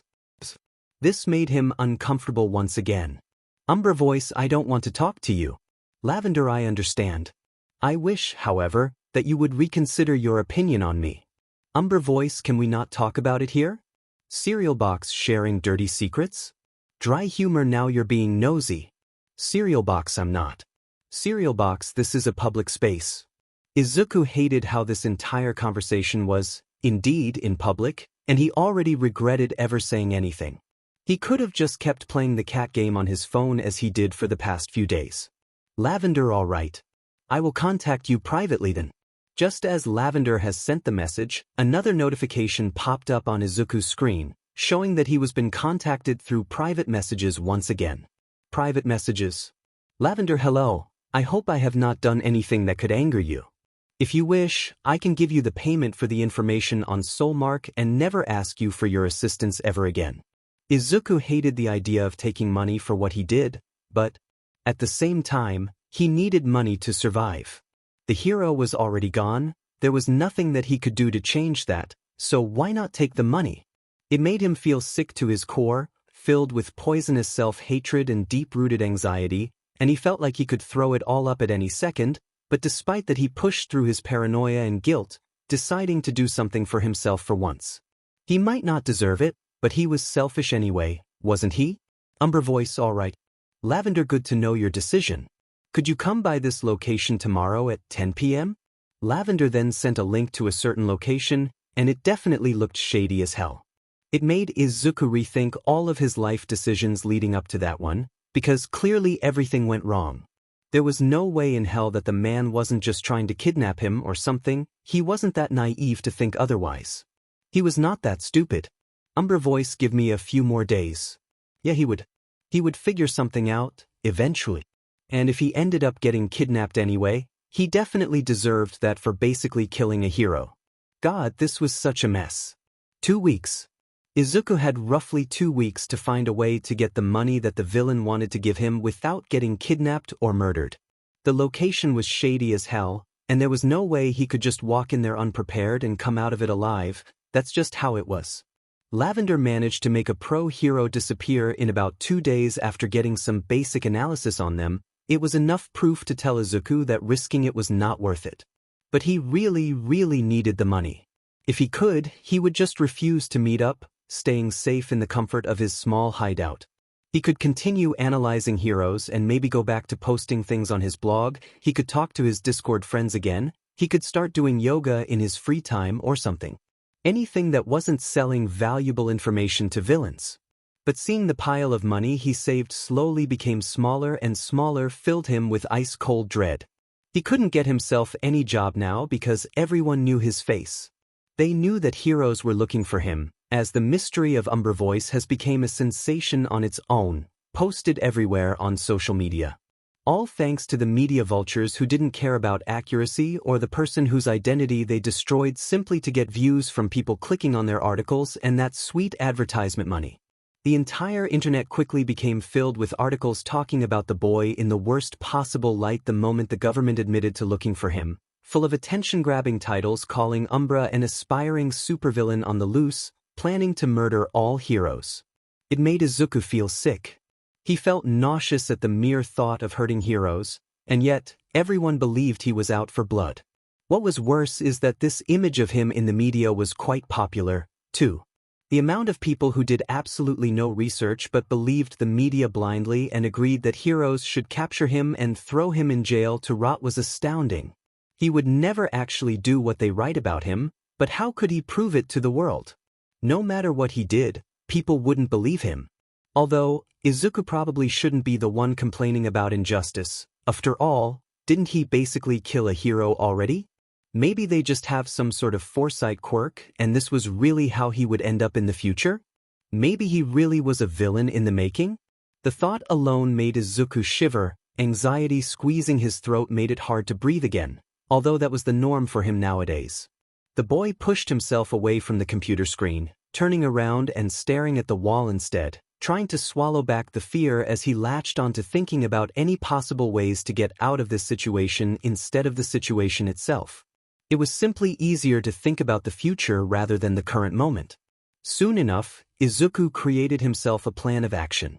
A schedule that was meant to help him gain some muscles as well as a bunch of new skills he could use to protect himself from any heroes he ever came across, and it consisted of specific hours to learn to fight, run to the trash beach, pick apart some objects he could find in there and try to make them useful and things like that. It was a pretty tight schedule, but Izuku trusted it could help him stay alive and well for just a bit longer. It could also provide a great distraction, so he would spend way less time drowning in misery and dissociating in his bed. As long as he followed it perfectly, everything should be fine. But it was not fine. It was not fine in the slightest. Everything went wrong. And Izuku could feel there was something wrong with that day from the start. Why didn't he listen to his subconscious? Stupid, stupid, stupid. How the hell did this happen? First 9 days with the new schedule seemed fine, and Izuku slowly started feeling slightly safer when following the hours set by his plans, liking the new routine that gave him some sense of normalcy. No heroes patrolled around the times and on the paths that he chose, and it made him feel like he could deal with living like this. It was okay, somewhat, now that he didn't fear for his life as much every time he left the building. And the fresh air helped him clear his mind, easing the constant headache he gets due to lack of air in the small space he called his new home, reminding him to leave the door slightly open for a bit each time he went back or else he would suffocate. He went anywhere only at night to avoid coming across any unpredictable daylight heroes. Each night he ran to the Dagoba beach to gain metal scraps and other useful items he could get his hands on, then made it back before anyone could see him. The 10th day went by normally at first. He got up around 3 p.m., stretched a bit, ate some canned soup that he heated up with a lighter and spent a few hours coding a new program that would hopefully help him get into the more secure accounts of the hero agency he'd been visiting for quite a bit. It wasn't too far, not too secure, all in all a perfect spot to gain any information he needed. It might be just Izuku's naivety that made him believe that after going there multiple times and not being caught, that he was safe. That no one would ever find out about him. Or it might just be fear of going to unknown places, but he ignored all the bad feelings he got about going back there each time, for better or for worse. Before his usual walk to Dagoba Beach, he changed directions and went towards the hero agency, ready to see what the world of crime has been up to lately. With the face mask secured tightly on his face, he climbed a fire escape and jumped from one building to another, using the pipes sticking out of some of the buildings as a way to keep balance. Barely 5 minutes later, he was already on the roof of the hero agency, letting the program run through the hero systems, collecting data and trying to gain access to the hidden spots as he used the information that it sent back to him as a guide for his own programming. It seemed to be working slowly, but it was working, which was one small success on Izuku's side. That was, until he got filled with sudden intense feeling of dread that pooled in his stomach and held him by the neck. Nothing happened that could possibly set it off, as the computer continued silently working just as it was seconds ago, but the fear just wouldn't leave. Izuku's heart kept hammering in his chest at high speeds as he decided to screw rational thinking and follow his gut feeling for once, ripping off the cables and shoving the laptop back into his backpack as fast as possible. And just in time, too, as the moment he slung the backpack over his shoulder, all hairs on his neck stood up, making him jump away on instinct, which ended up being a good thing as in the place where he stood just seconds ago now was a blinding beam of light. His breathing caught in his throat as he stumbled back, turning around and staring wide-eyed at the hero. It was a daylight hero. Why was she here?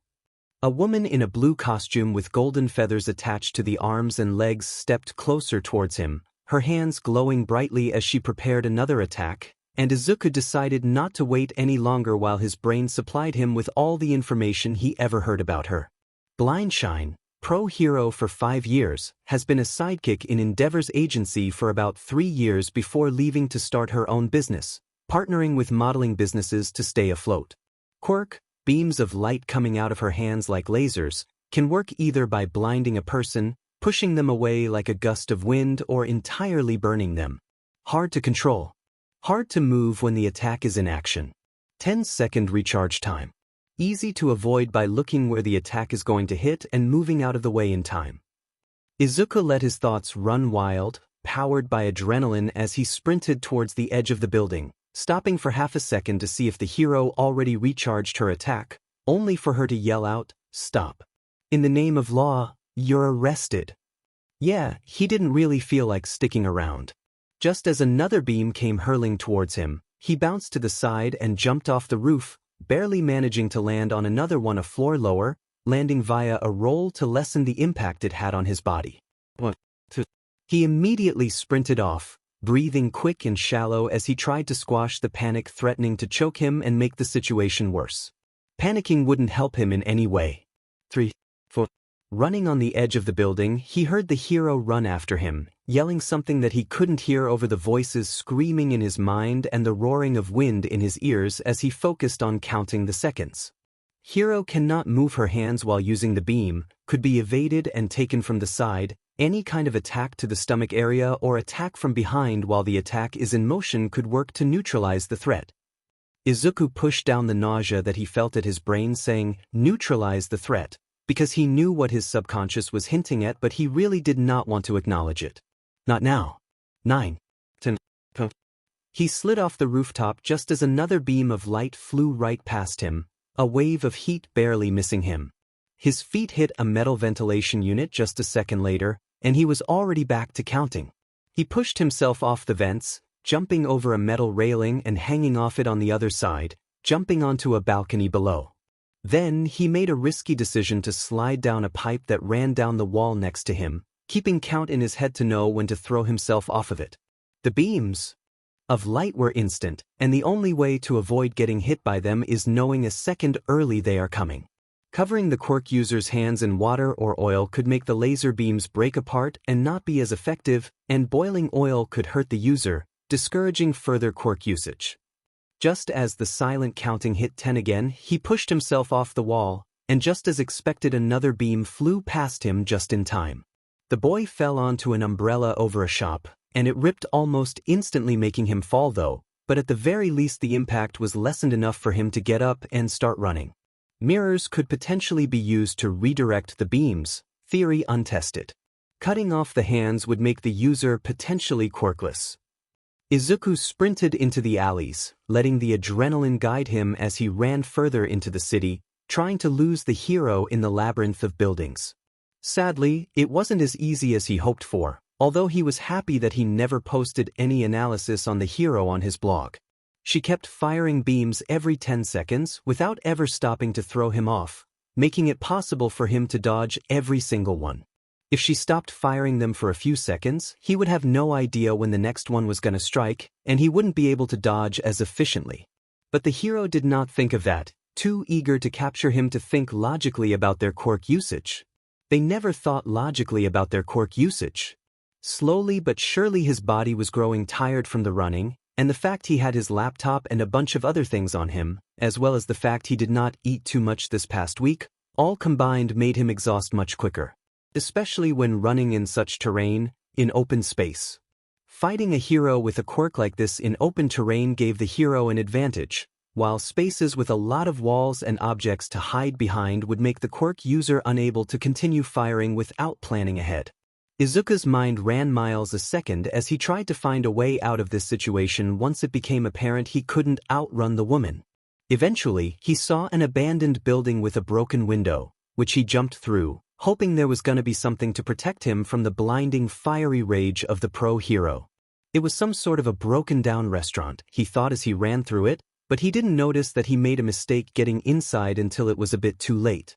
He ended up stuck in the kitchen with no windows to get out of, or at least, not quickly enough to escape, as he would need to rip the wooden bars off of them first. His mind was filled with panic as he analyzed the room, listening in on the sounds of the hero jumping through the broken window after him.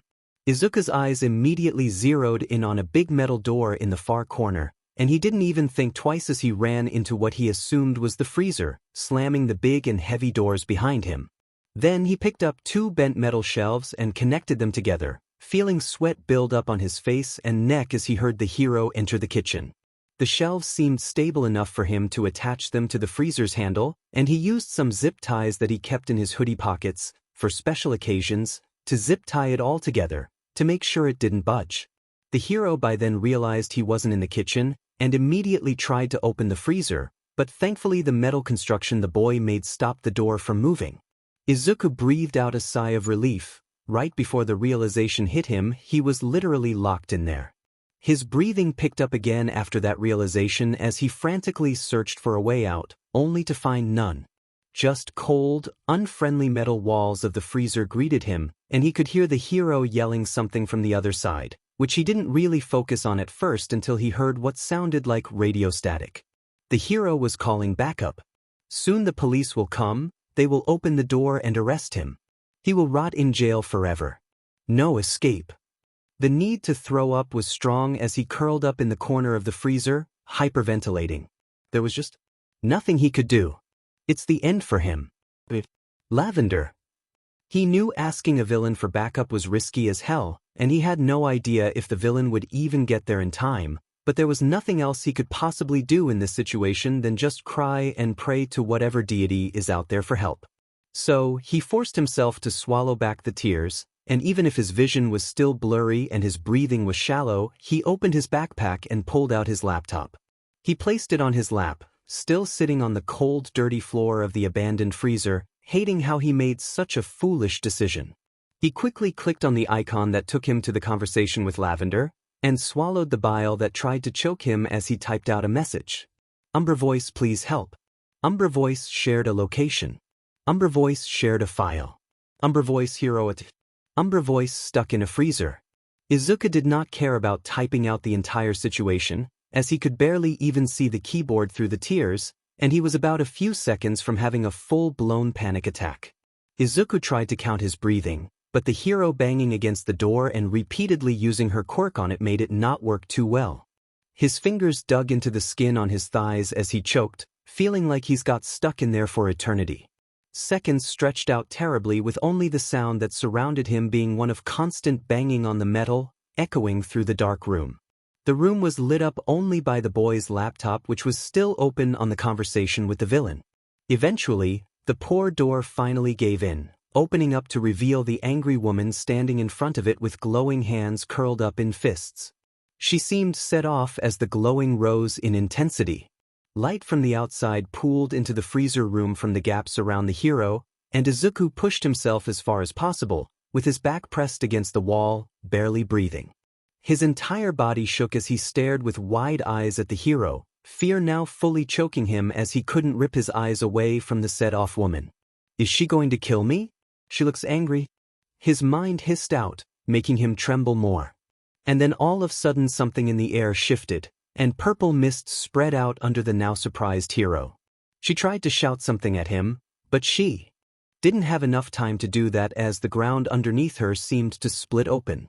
Instantly, she disappeared into the dark mist, and the last thing Izuku caught about her was her terrified expression. Then, the purple mist shifted, stretching up towards the ceiling and changing shape until it was no longer just fog but instead a man standing in the place the hero had been just a few seconds earlier.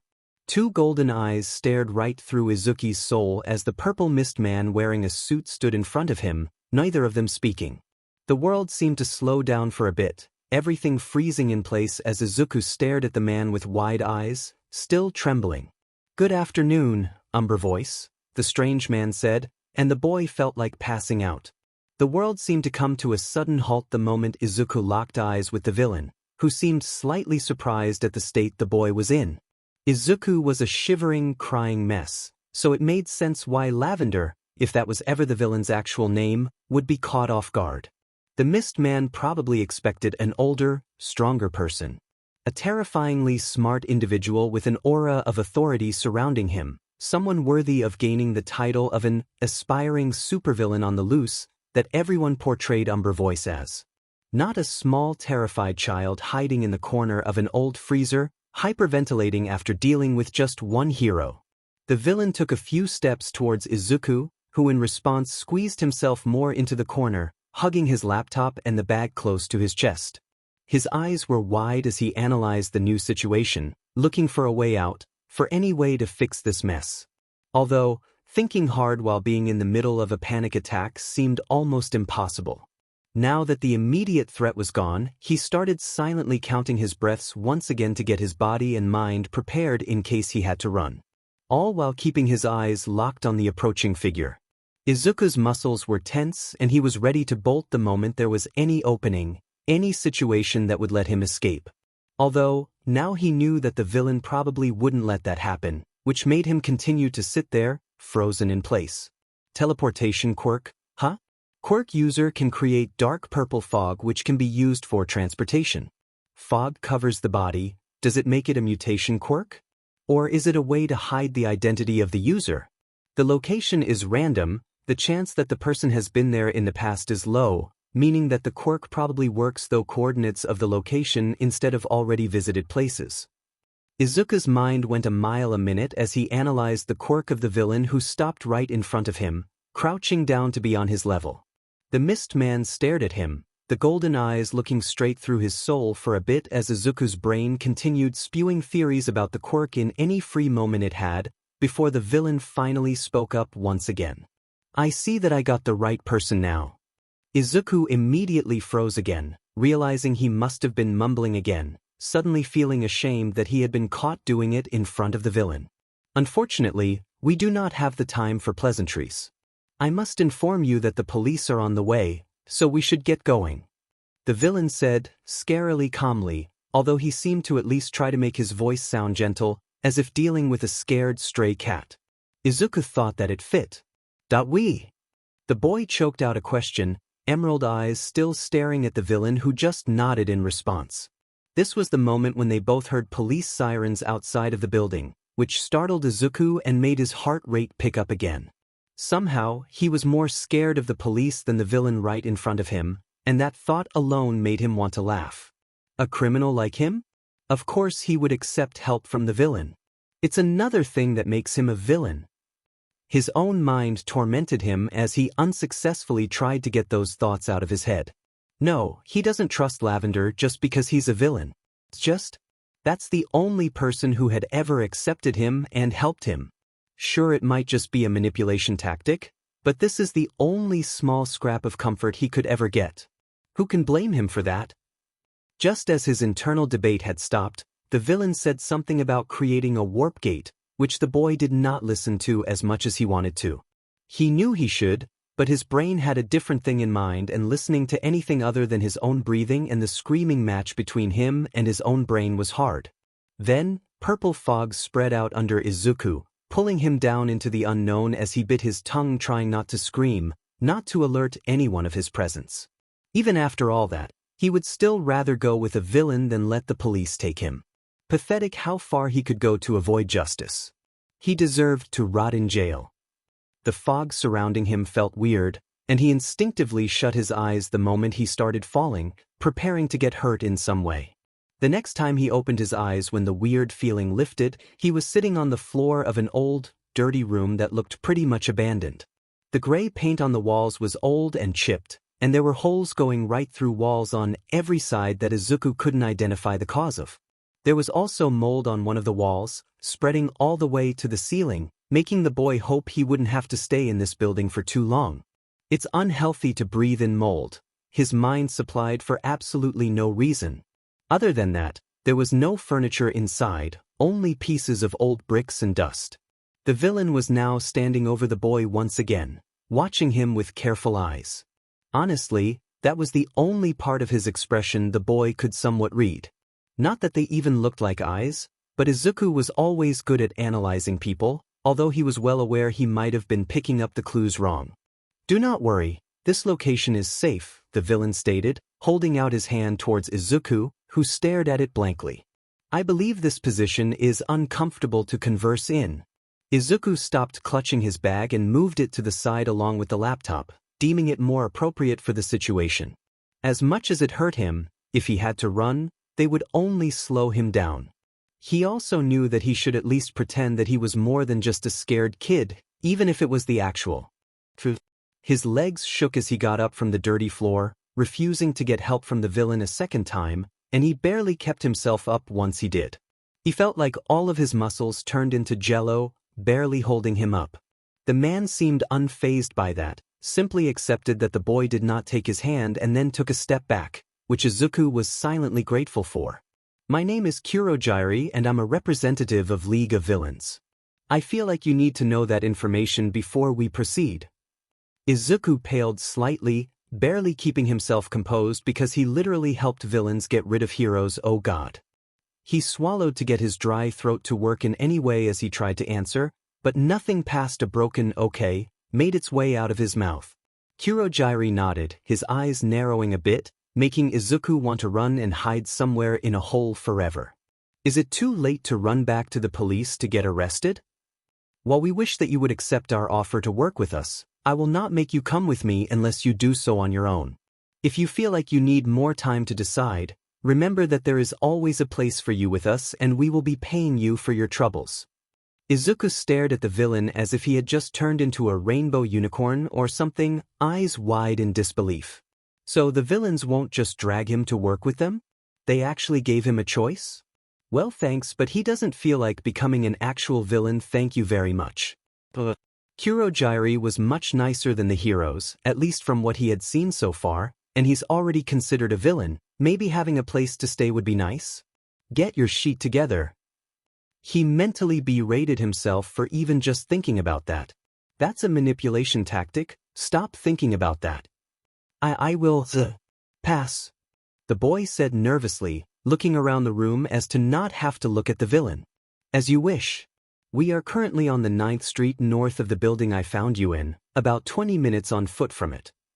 Izuku nodded at that, still shocked that Kurogiri would just let him leave like this.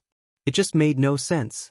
One last thing, the villain said before waving his hand around, and a small brown bag fell from a portal into his hand. The payment for previous information, Kurogiri walked up to the boy, dropping the bag in his hands, while Izuku himself just stared at it in disbelief. Not only is the villain helping him, letting him go, but also giving him money? What the hell? I have to attend a different business meeting now. It was a pleasure to meet you, the criminal said, and Izuku just nodded numbly, feeling confused and very out of place, terror replaced by deep-rooted confusion. Even 5 minutes after the villain had already left, the boy still stood there, frozen, feeling wrong about the entire thing but at the same time glad that he didn't get arrested or kidnapped yet. 5 more minutes had passed before the boy finally got over the initial shock and opened the small bag, feeling nauseous at the sight of all that money he did not deserve. What the hell was even that situation? He picked up his backpack, stuffing the money bag into it as well as his laptop, feeling numb. Now that the threat was fully gone, the only emotion that was left in his system was exhaustion. Even while walking home, he still felt weirdly out of place. Not bad, not how he expected to feel after that encounter, but definitely not good. Just empty. Maybe it was just the exhaustion, both emotional and physical. Maybe it was the effect of what just happened. Maybe it was the confusion of the villain not murdering him on the spot. But honestly, he felt better than he did in the past few weeks. Being numb was definitely way more comfortable than being in pain, even if the pain was all mental and caused by himself alone and nothing more. Even if he deserved it. And he couldn't bring himself to care about the fact that he couldn't even remember the road he took to get back home, or that all his thoughts seemed muffled, quiet. He knew, subconsciously, that he should be more suspicious of Kurogiri. That he should check that no one was following him or inspect the bag in search of hidden trackers. That he should be sad or angry, that he should hate himself for accepting the money or helping the villain in the first place, but he just didn't. All he cared about was getting back to his hideout and going to sleep, to prolong the comfortable emptiness for as long as possible. The moment his head hit the pillow, he was out, fast asleep, hugging tightly the dirty blanket. In the meantime, what do you mean you just let him go? Shigaraki screeched at Kurogiri, who, seemingly unaffected, continued his duty of washing the bar counter. It wouldn't bring us any benefits to kidnap him against his will. I don't give a f dash. His computer alone must have all the info. Who cares if he cooperates? The blue-haired villain scratched his neck violently, collecting blood under his fingertips but ignoring the way it slid down his skin, staining it all red. I just want the DMN NPC.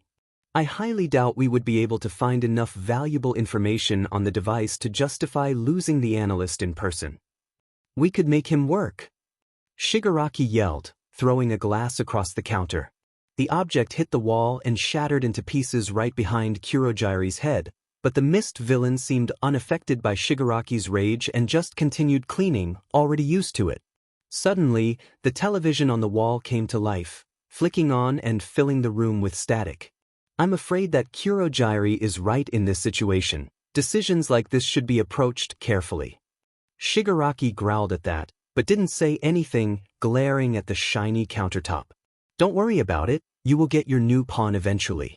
And when the time is right, you will have a valuable ally instead of an enemy, the voice from behind the screen said before it flicked off once again, making the room silent.